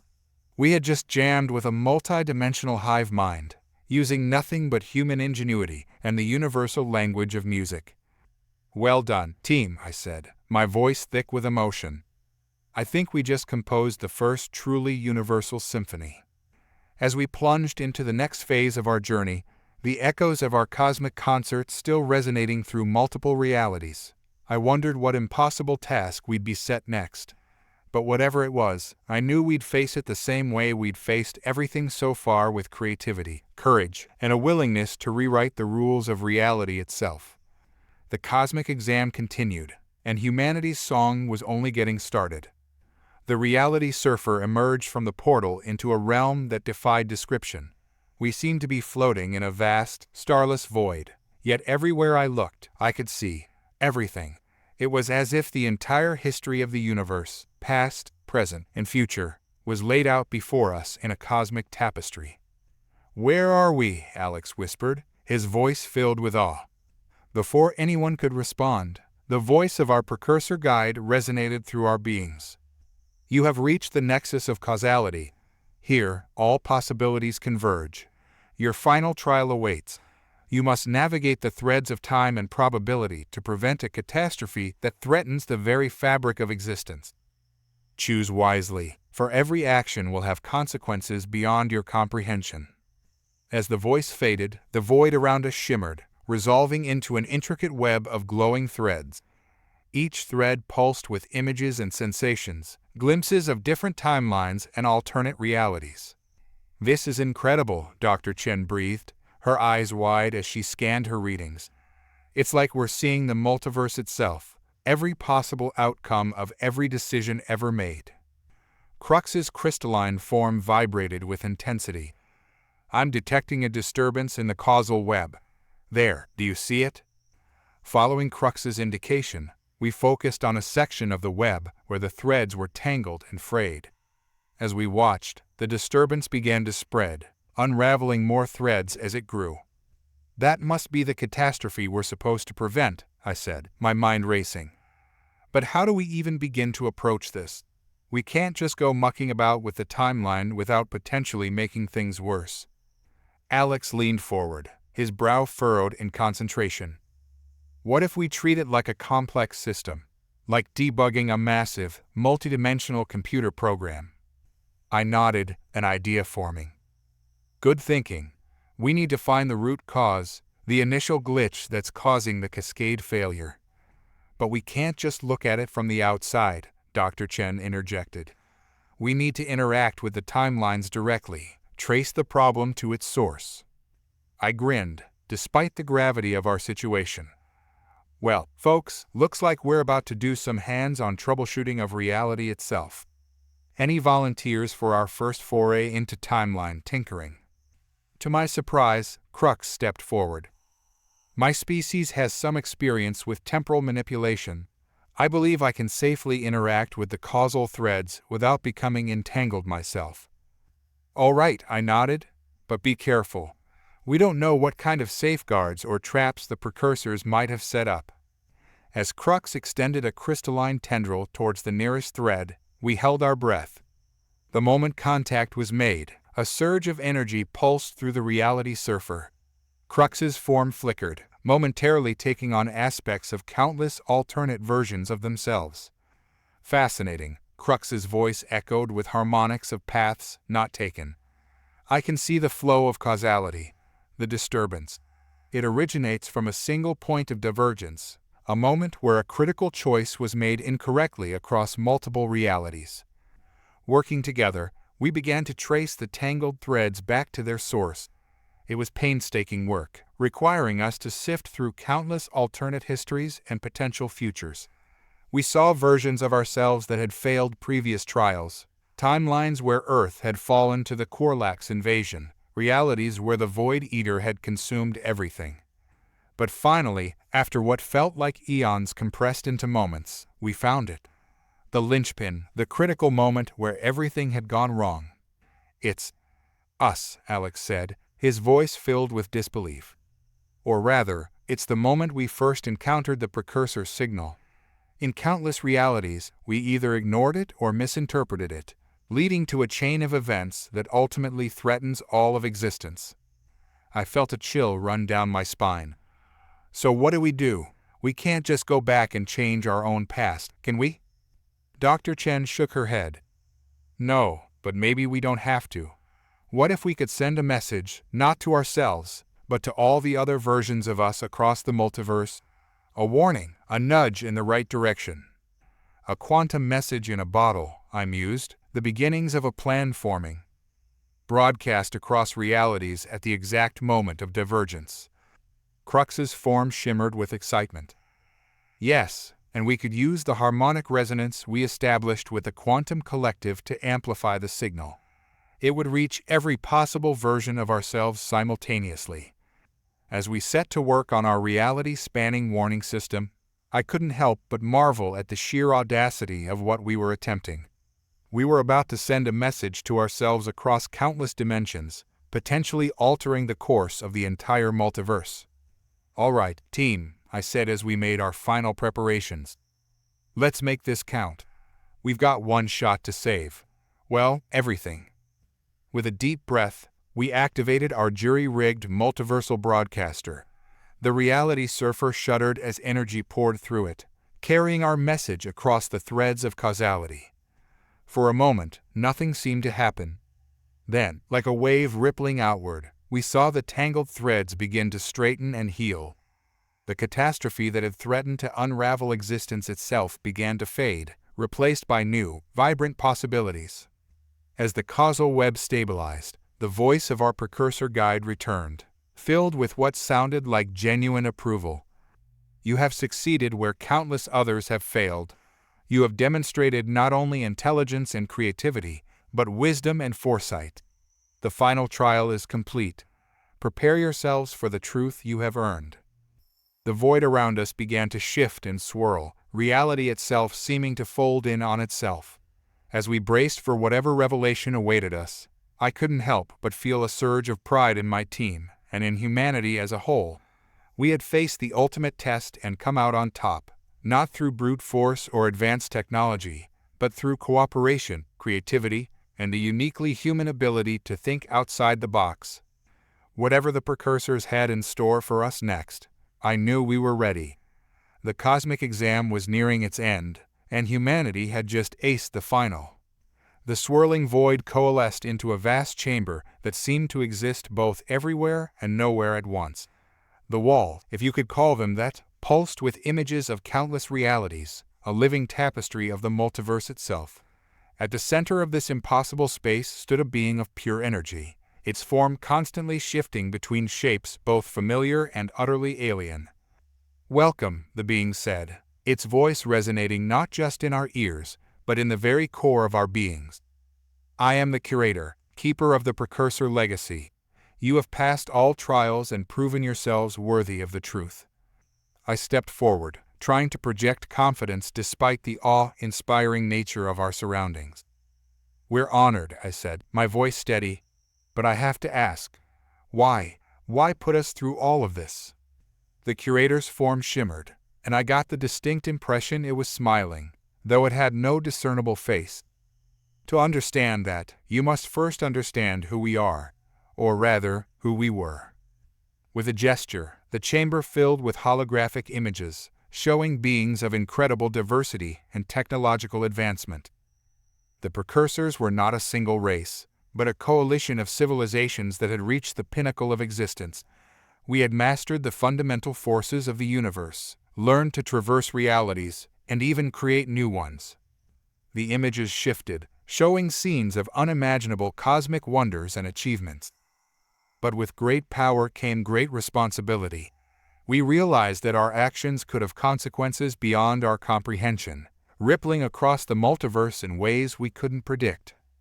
"So you created these trials," Dr. Chen interjected, her eyes wide with understanding. "To test other civilizations, to see if they were ready for that kind of power."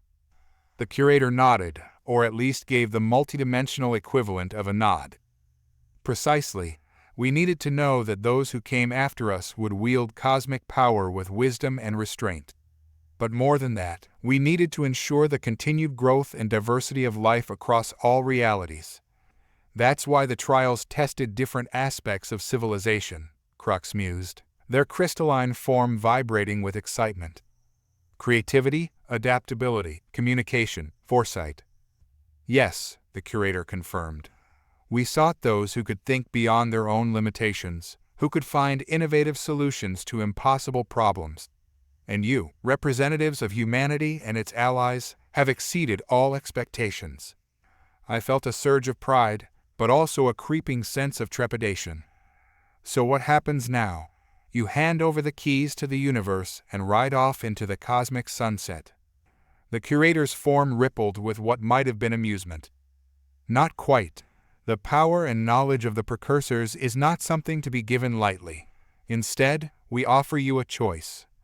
The chamber shifted again, resolving into 3 distinct paths stretching out before us. "The first path," the curator explained, "leads to unimaginable technological advancement. Your civilization will leap forward by millennia, gaining the power to reshape planets, harness the energy of stars, and traverse the multiverse at will. The second path offers cosmic enlightenment. You will gain understanding of the fundamental nature of reality, unlocking the secrets of consciousness and existence itself." "And the third path?" I asked, sensing there was more to this choice than met the eye. The curator's form seemed to grow more solemn. "The third path is that of guardianship. You would join us as caretakers of the multiverse, guiding other civilizations and maintaining the delicate balance of realities. It is a path of great responsibility, but also of continued growth and discovery." I looked at my team, seeing the weight of this decision in their eyes. We had come seeking knowledge and adventure, but now found ourselves faced with a choice that would shape not just our future, but potentially the future of all existence. "Before you decide," the curator added, "know this. Each path has its own challenges and consequences. Choose wisely, for your decision will ripple across realities in ways even we cannot fully predict. As we stood there, on the precipice of a decision that would alter the course of human history and beyond, I couldn't help but feel a mix of exhilaration and terror. We had passed the cosmic exam, but the real test was just beginning. "Well, team," I said, my voice barely above a whisper, "any thoughts on which door we should pick?" The fate of humanity, and perhaps the entire multiverse, hung in the balance. Whatever we chose, I knew one thing for certain: our greatest adventure was about to begin. The weight of the decision before us was palpable. Each path offered incredible possibilities, but also potential pitfalls that could reshape the very fabric of our existence. I looked at my team, seeing the same mix of excitement and trepidation that I felt reflected in their eyes. "We need to think this through carefully," I said, my mind racing with the implications of each choice. "Let's break it down." Dr. Chen spoke up first, her voice thoughtful. "The technological advancement path is tempting. With that kind of power, we could solve so many of humanity's problems. End scarcity, cure diseases, explore the farthest reaches of the cosmos." Alex nodded enthusiastically. "Imagine what we could create with that level of tech. We could build wonders beyond imagination, push the boundaries of what's possible." "But at what cost?" Crux interjected, their crystalline form pulsing with concern. "Such rapid advancement could be dangerous if we're not prepared for it. Look at how many civilizations have fallen due to their own technological hubris." I had to agree. The idea of catapulting humanity to godlike levels of technology was exciting, but also terrifying. We'd seen firsthand how even well-intentioned advancements could have unforeseen consequences. "What about the path of cosmic enlightenment?" I asked, turning our attention to the second option. Dr. Chen's eyes lit up. "The secrets of existence itself. It's every scientist's dream. We could unlock the fundamental mysteries of the universe, understand the nature of consciousness, maybe even the purpose of life." "But would we still be human after that?" Alex questioned, his brow furrowed. "If we suddenly understood everything, would we lose what makes us, us? Our curiosity, our drive to explore and discover?" It was a sobering thought. The pursuit of knowledge had always been a driving force for humanity. But what happens when there's nothing left to learn? That left the third path, guardianship. The responsibility of becoming caretakers of the multiverse was daunting, to say the least. "It's an enormous burden," I mused aloud, "but also an incredible opportunity. We'd be able to guide other civilizations, help them avoid the mistakes we've made, and continue learning and growing ourselves." Crux vibrated in agreement. "It aligns with the principles that have brought us this far: creativity, adaptability, the desire to help others and explore the unknown." As we debated, I found my thoughts drifting back to our journey. Every challenge we'd faced, every impossible problem we'd solved, had been accomplished not through overwhelming power or cosmic knowledge, but through teamwork, ingenuity, and that uniquely human blend of curiosity and determination. Suddenly, it clicked. "I think I know what we need to do," I said, a smile spreading across my face. I turned to the curator, who had been patiently observing our discussion. "You said these were our only options, but I think there's a fourth path, one that combines elements of all three." The curator's form shimmered with what might have been surprise. "Explain." "We choose guardianship," I began, "but we do it our way.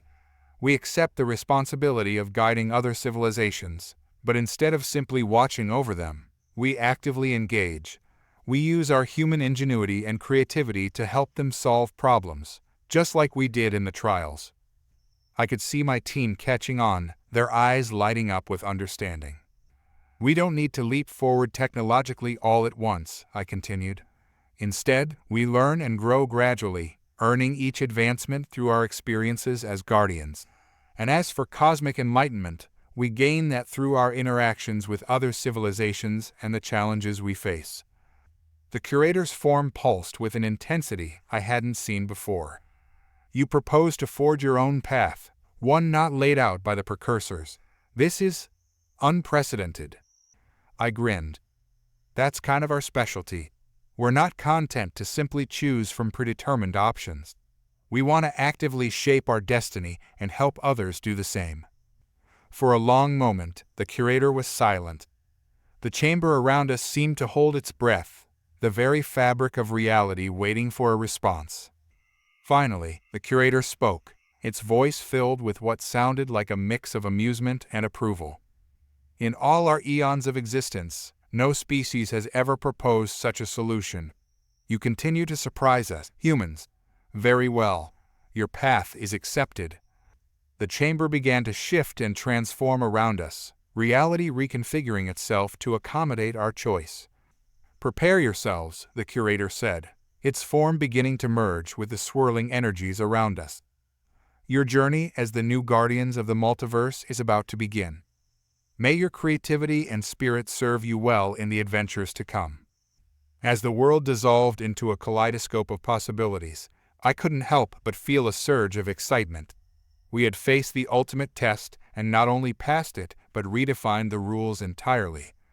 Humanity was about to embark on its greatest adventure yet, and we were going to do it our way with ingenuity, compassion, and a healthy dose of cosmic jury-rigging. The universe would never be the same again, and neither would we. The transition was unlike anything we'd experienced before. It felt as if we were being unmade and remade, our very essence expanding to encompass new dimensions of understanding and responsibility. When the dizzying sensation finally subsided, we found ourselves back on the reality surfer, but everything felt different. I looked at my team, seeing the same mix of awe and disorientation on their faces that I felt. We were still ourselves, but somehow more. It was as if we could sense the vibrations of the multiverse itself thrumming through our beings. "Is everyone okay?" I asked, my voice sounding both familiar and strangely resonant. Dr. Chen nodded, her eyes wide with wonder. I can see the quantum fluctuations of reality. It's beautiful." Alex was staring at his hands in fascination. "I feel like I could reach out and touch the fabric of space-time itself." Crux's crystalline form shimmered with new, impossible colors. "Our decision has fundamentally altered our nature. We are now part of the cosmic tapestry in a way I never thought possible." Before we could fully process our transformation, a holographic display flickered to life in the center of our ship. It showed a map of the multiverse, countless realities branching out in a dizzying fractal pattern.